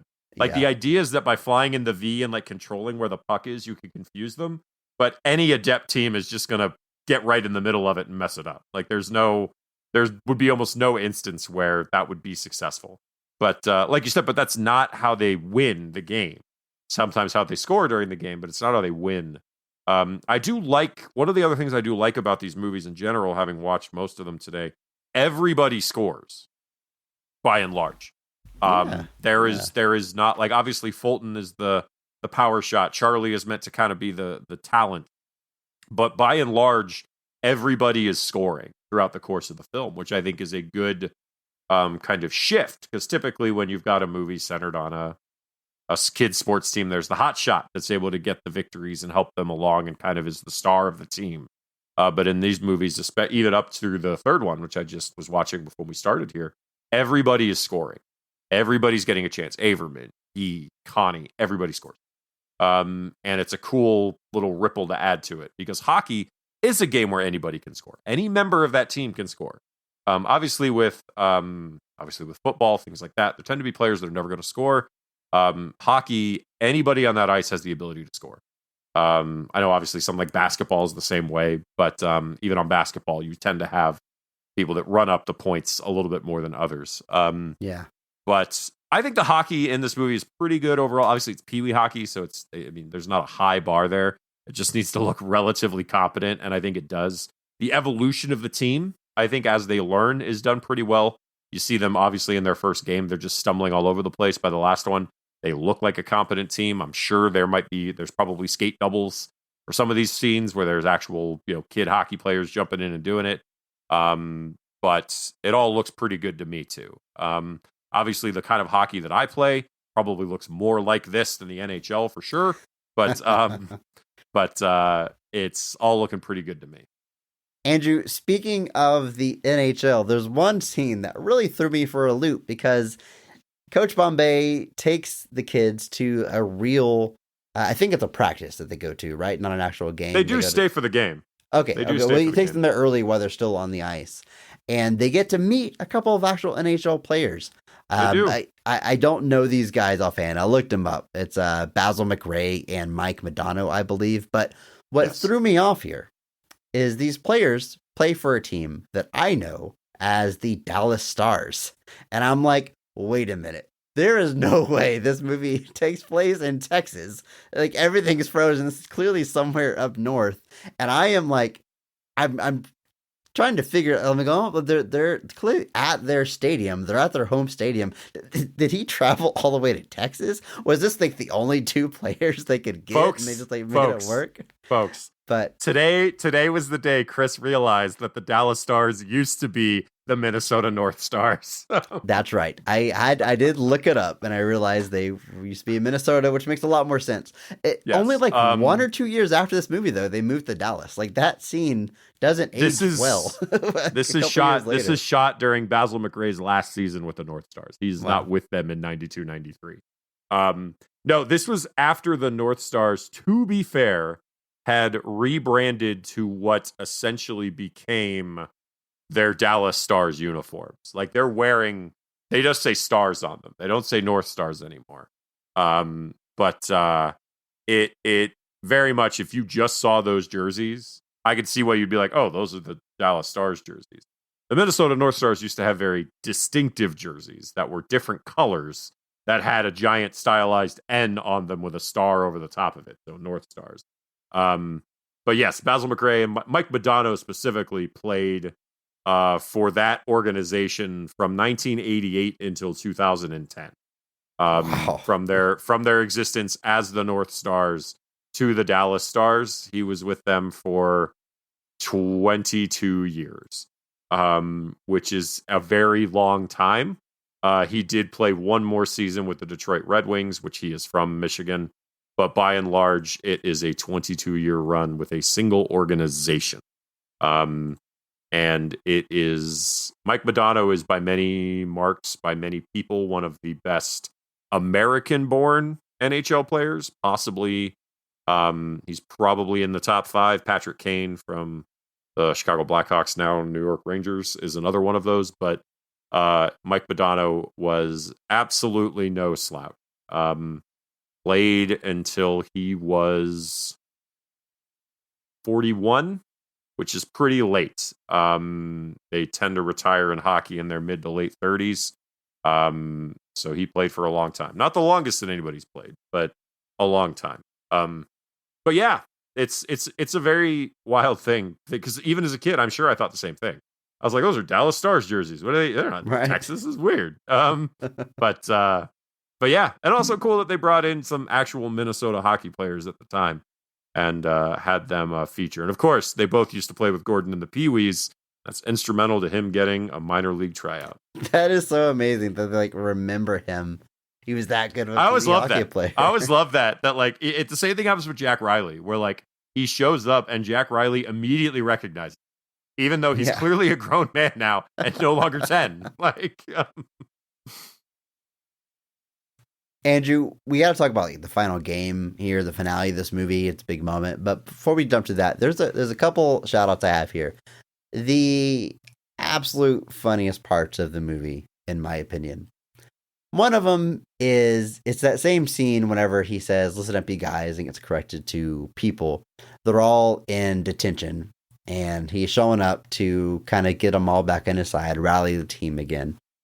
And they had overheard him refer to them as losers when he's talking to Riley. But he was, as he's about to explain, being sarcastic then. And he says to the kids, "I was being sarcastic. You know what that means?" And Carp goes, "No." And he's like, "Right, so you know what it means." Just very good wit from Carp. Perfect delivery. Very funny. One of my favorite, or one of my biggest laughs in the movie. But my absolute biggest laugh in the movie, Andrew, it's actually right before this. It's what leads to them going to detention. They're in, presumably, science class, and their teacher says, he's holding up like a model of like a molecule. "Now, what are the blue balls?" And like all the class giggles, which is, again, Disney, kind of strange. Yeah. A little racy there, Disney. But he's got like this model of all these, atoms and stuff. And then he leaves the class, and the kids all start fighting with each other. And it escalates to all the kids standing up and throwing stuff at each other, including the models of the atoms. And then the teacher comes back with the principal, and the principal immediately reacts to all the kids, go flying off the handle. She's like, "I never." But the teacher's concerned is something else. The teacher goes, "My atoms!" And he goes and dives after his balls that are bouncing around the classroom. And his I knew exactly where you were going with this, and it's perfect. It is absolutely hilarious. "My atoms!" So funny. Oh man, beautiful. Great. Oh, great line. Absolutely. Just wonderful. Absolutely. Yeah. Killed me. the way he just says it. "My atoms." Yeah, that definitely was one of my biggest laughs in the movie too. I can't deny it. Just the whole oh man. I gotta find ways. That's like, there's this trend on TikTok where people are like, "What's an obscure movie line that you remember and nobody else does?" That's yours now. "My atoms." But how about that last game in the movie, Andrew? This is the part of the template for the sports movies where you always got to wonder, like, are they going to do the traditional thing where the heroes win? Are they going to subvert it where they lose and learn a lesson? Are they going to do a trick play? There's a lot of room to kind of play around with it here, but this one is pretty straightforward. They play their butts off.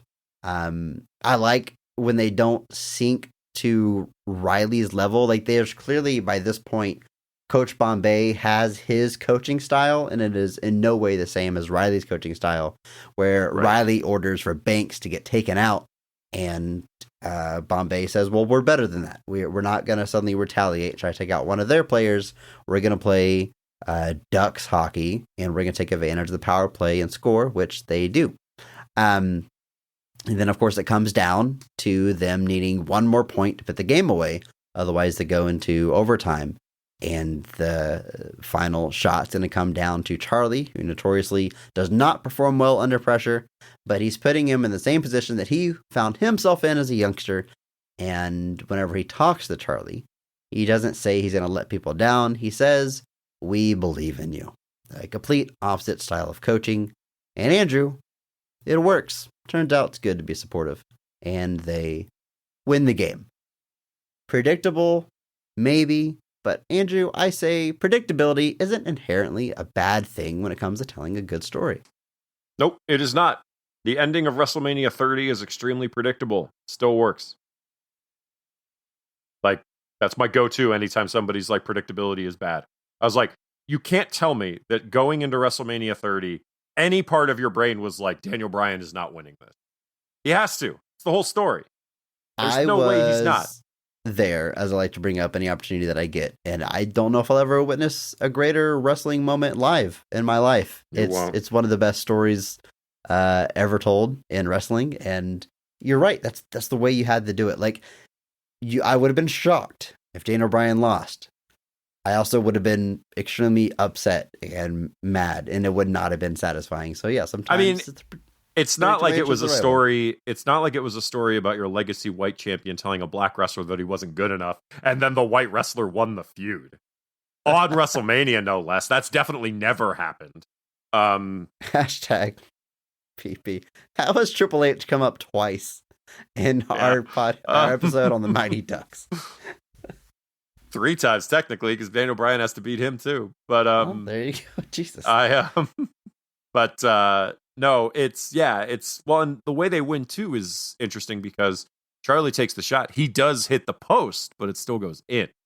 So it's quarter inch. And I do love that moment where Charlie, like, he's like, if it had been a quarter inch the other way, it had gone in. And Charlie says, yeah, but if it was a quarter inch the other way, you would have missed completely. And Gordon's like, I've never really thought about it that way. Because you're just focusing on the fact that you didn't make the shot. You don't realize that you could have completely whiffed. But this is, it's a great moment. Like you said, it's a predictable. Yeah. Like I don't mind subversion.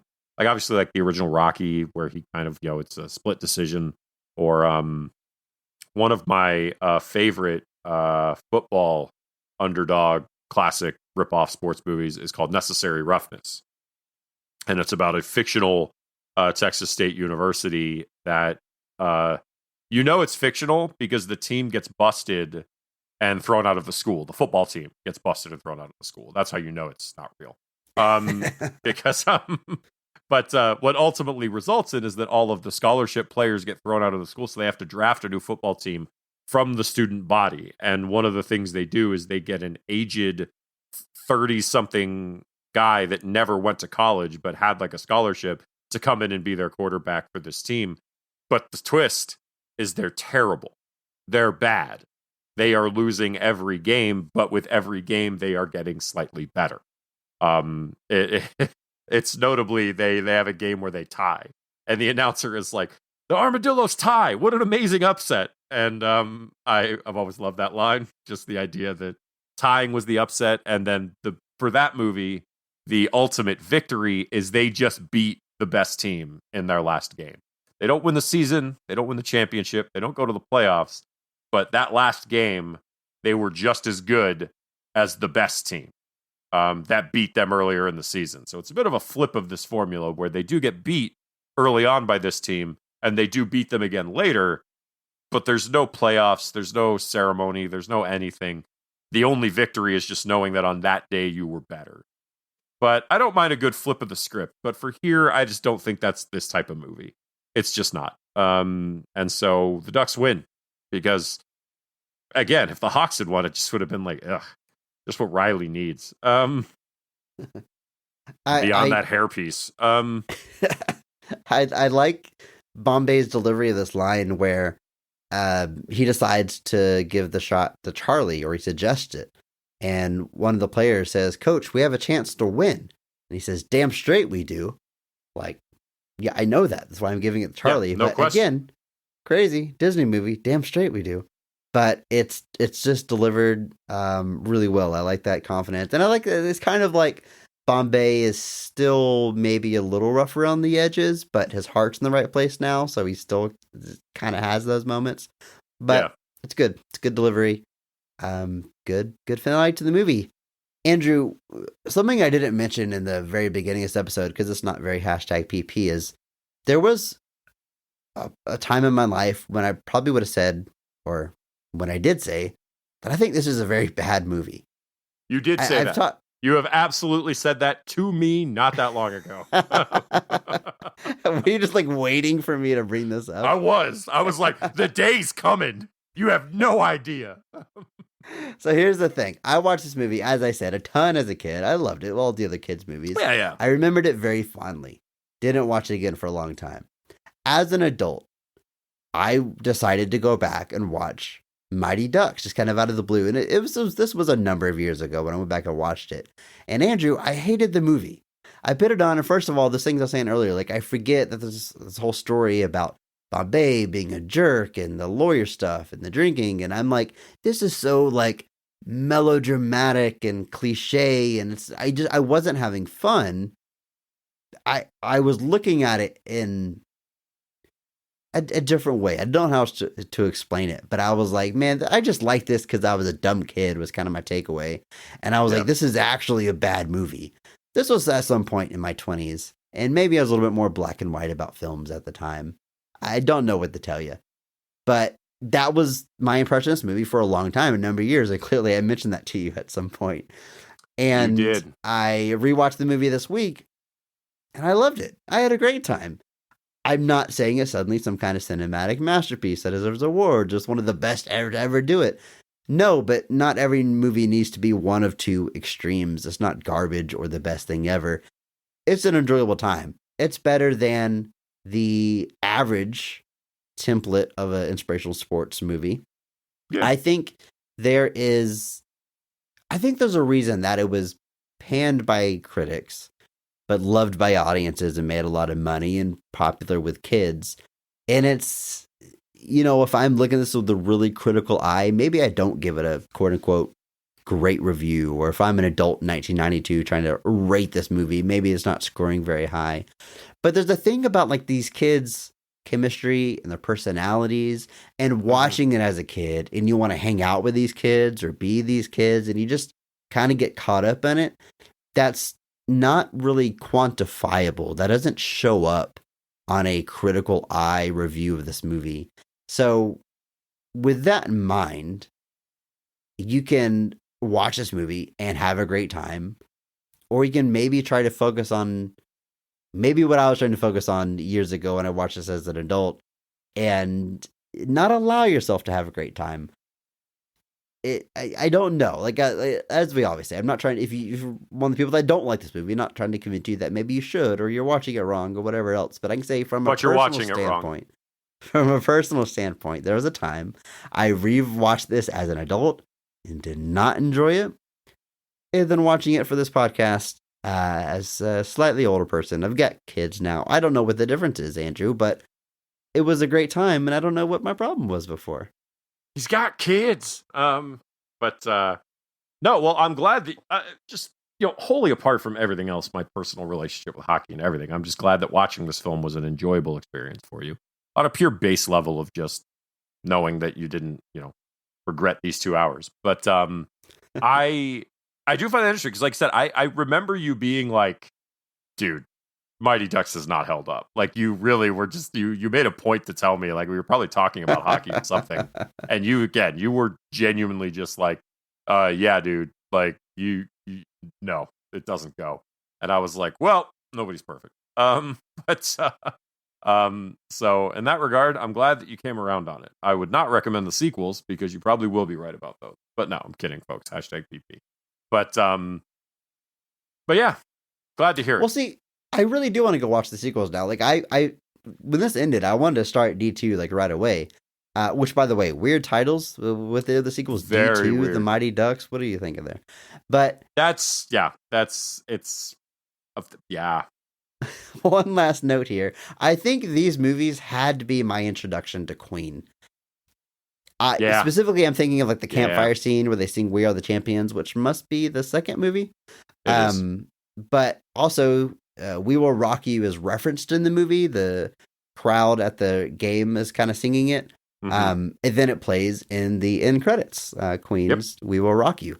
And those songs became staples in my life, and this was probably my introduction to them. Yeah.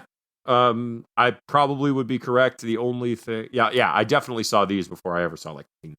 So I definitely would have seen "We Will Rock You" here first. So before we get out of here, Andrew, we have a listener that sent us some #positivity podcast thoughts on this very movie. In our Discord, we got this message from Groffles, who says, if you are a millennial, I'm not sure how you made it out of childhood without this movie impacting you. And if you live or grew up in Minnesota, like me, that is doubly the case. It is a classic sports tropes film, but they do it perfectly. And when you include in the movie the classic, still around today, Mickey's Diner as a set piece, you know you have a winner.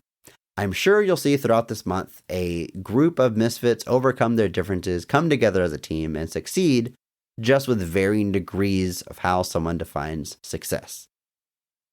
Thank you for the message, Groffles. Yes. I had no idea what Mickey's Diner is, but I guess this is some landmark in Minnesota. Isn't it? So. It's also in Jingle All the Way, which is also set in Minnesota.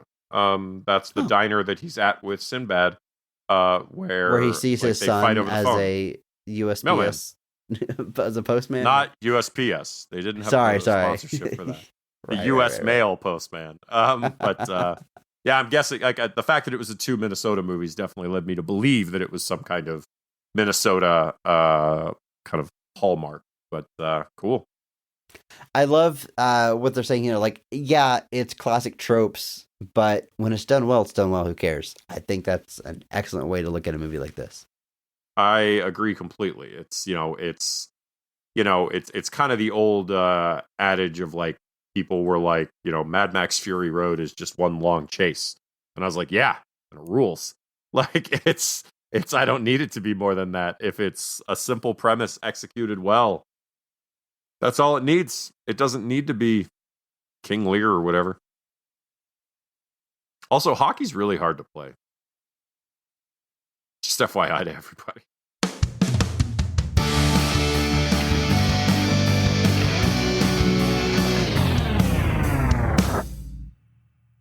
Well, Andrew, Sports Month is going to roll on here. Hockey is done. We've got 3 more movies to go, different sports. I am looking forward to a fun month.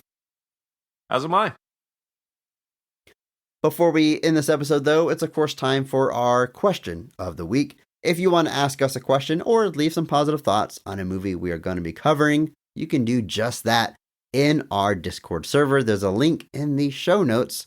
Go ahead and click on it. It's free. I'm not asking for your money. But if you want to hang out with a community that likes to talk about nerdy stuff, you can do just that. This week, the question comes from Reyes, who says, Chris and Andrew, now that the infamous, will Hugh Jackman return as Wolverine bet is over, it's time for another question. Okay, yeah. So on our podcast, this is back when we were just doing comic book movies. Andrew, you were certain that we would see Hugh Jackman as Wolverine again in the MCU. And I said, no way, that's never happening. Since that time, it's been announced that Hugh Jackman is reprising the role for Deadpool 3, which is what we're told going to be an MCU movie. So it looks like you won that bet, Andrew. A very famous picture of me circulated in the aftermath of that. It was quite the victory. I think it became an emoji, actually, in our circle. I believe it did. Because I had literally just walked into the bathroom when I saw you send me that. So immediately in the mirror in this bathroom, took a victory picture. I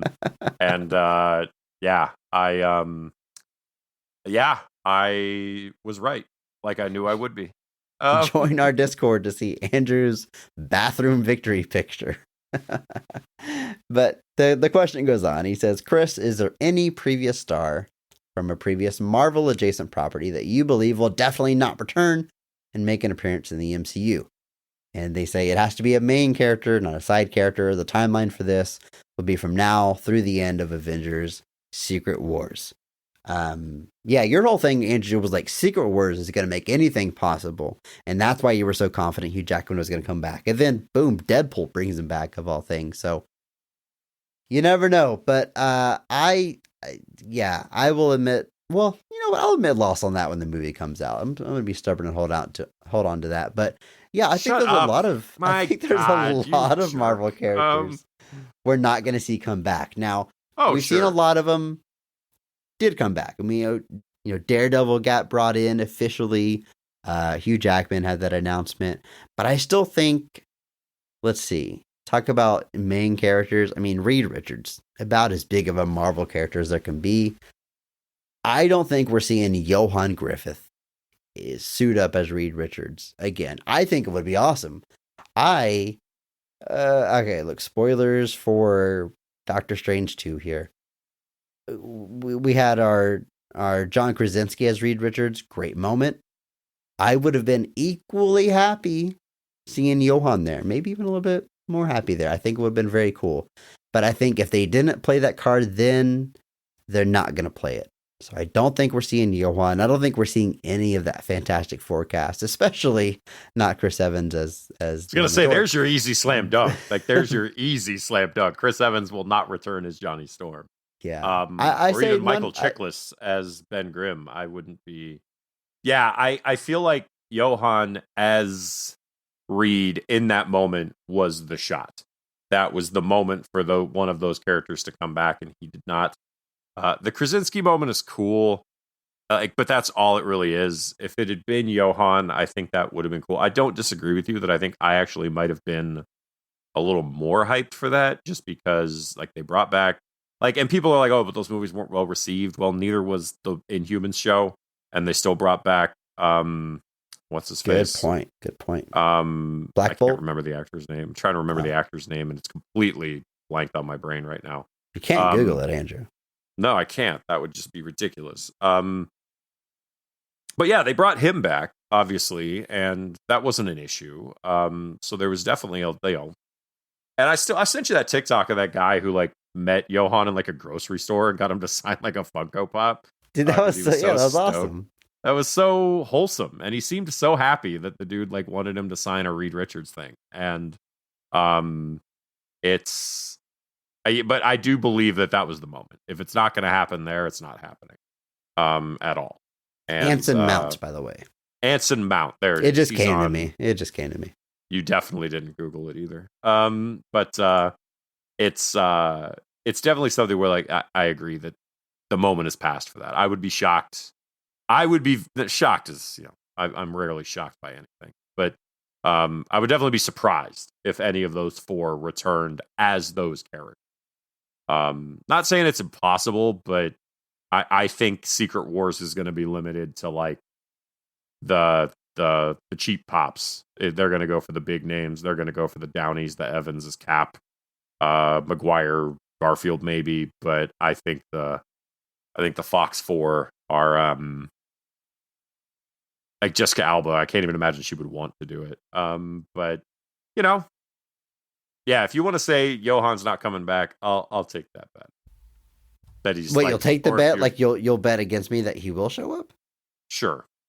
Sure. I mean, it's not a bet. It's not a bet if there's not an opposing side of it. Okay. Saying I would be surprised. I wouldn't be shocked. So I think the gap between surprised and shocked is allowing me to bet against you. I think we've seen the vast majority of what we're gonna see. Well, I don't know. I mean, we're just getting into the multiverse stuff, so but I feel like there's only so many times you can play that card, though. We're like, oh, look, this actor from the previous Marvel thing is back. Like, I think you have diminishing returns on it. I don't think we're going to get a lot of interim multiverse stuff of big names like that until Secret Wars. I think a lot of that is going to be saved. I think most of the people we are seeing in Secret Wars at this point have shown up in the MCU by this point. I think it's going to be the Jackmans, the Maguires, Evans, Downey, maybe. I don't think there's a lot of, they're not going to reach, I think, too deep into the closet to pull somebody out that we're never going to see coming. Like, I don't think we're seeing Nick Cage as Ghost Rider. That's what I was going to bring up. All right, I think Nick Cage as Ghost Rider, we're more likely to see that than Johan as Reed Richards. I would agree with that. I think if you're going to do Reed at this point, you're either just going to do another Krasinski cheap pop, or you're going to show who your Reed is going to be. I think, and then even then, like, there's a whole plot in Fantastic Four where there's a council of Reeds. Like, you could certainly do Johan down the line. I mean, it's true. You've got an option. But I don't know. I would I'm agree, saying though. I this, think Cage is more likely. In the but lead what up does to that Secret look Wars, at like? least. Is it Cage without the flaming skull? Because if he has a flaming skull, then how do you know it's Nicolas Cage? He's got to transform at one certain point. Like, he's got to appear Okay. as Nick All Cage right. and then transform.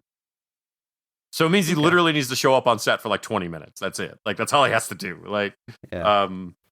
but yeah, I would agree with that. I think Cage is more likely than Johan, at least in the lead up to Secret War. Okay. Well, we'll see if either one of those happens. Like I said, I wouldn't bet. I'm not confident in any of them are coming back at this point. I'm still going to be Mr. Negative here and say, by and large, we're not seeing returning characters. I think they've shot their shot for most of those. But, Secret Wars, they might want to have their fun again. We'll see. Who do you want to see return? Who are you confident we will see again? Who do you think it's never happening? You want to make some bets? We can. Just let us know. Hop in that Discord. Hit us up on social. Whatever is easiest. Use code BOTRcast at DraftKings.com. And until then, just remember that maybe not every movie is great, but all movies have greatness. Thank you to Mark Benavides for singing our theme song. Check him out on Instagram at NotThatMarkAnthony. And thanks to Mitch for the music. You can check him out on Twitter at I'm a Biggie Boy, and check our show notes for the SoundCloud link. Check out our store on TeePublic for some Best of the Rest merch. And if you enjoyed this episode, please share it with a friend. It's the only way that we grow. And follow us on social media at BOTRcast. Thank you.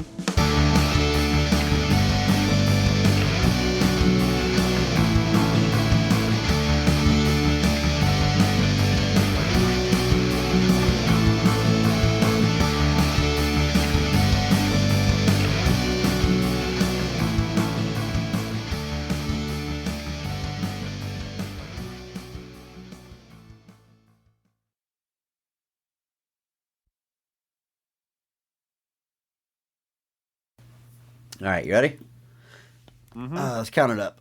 1, 2, 3, 4, 5, 6. Here we go. That was a weird 6. All right.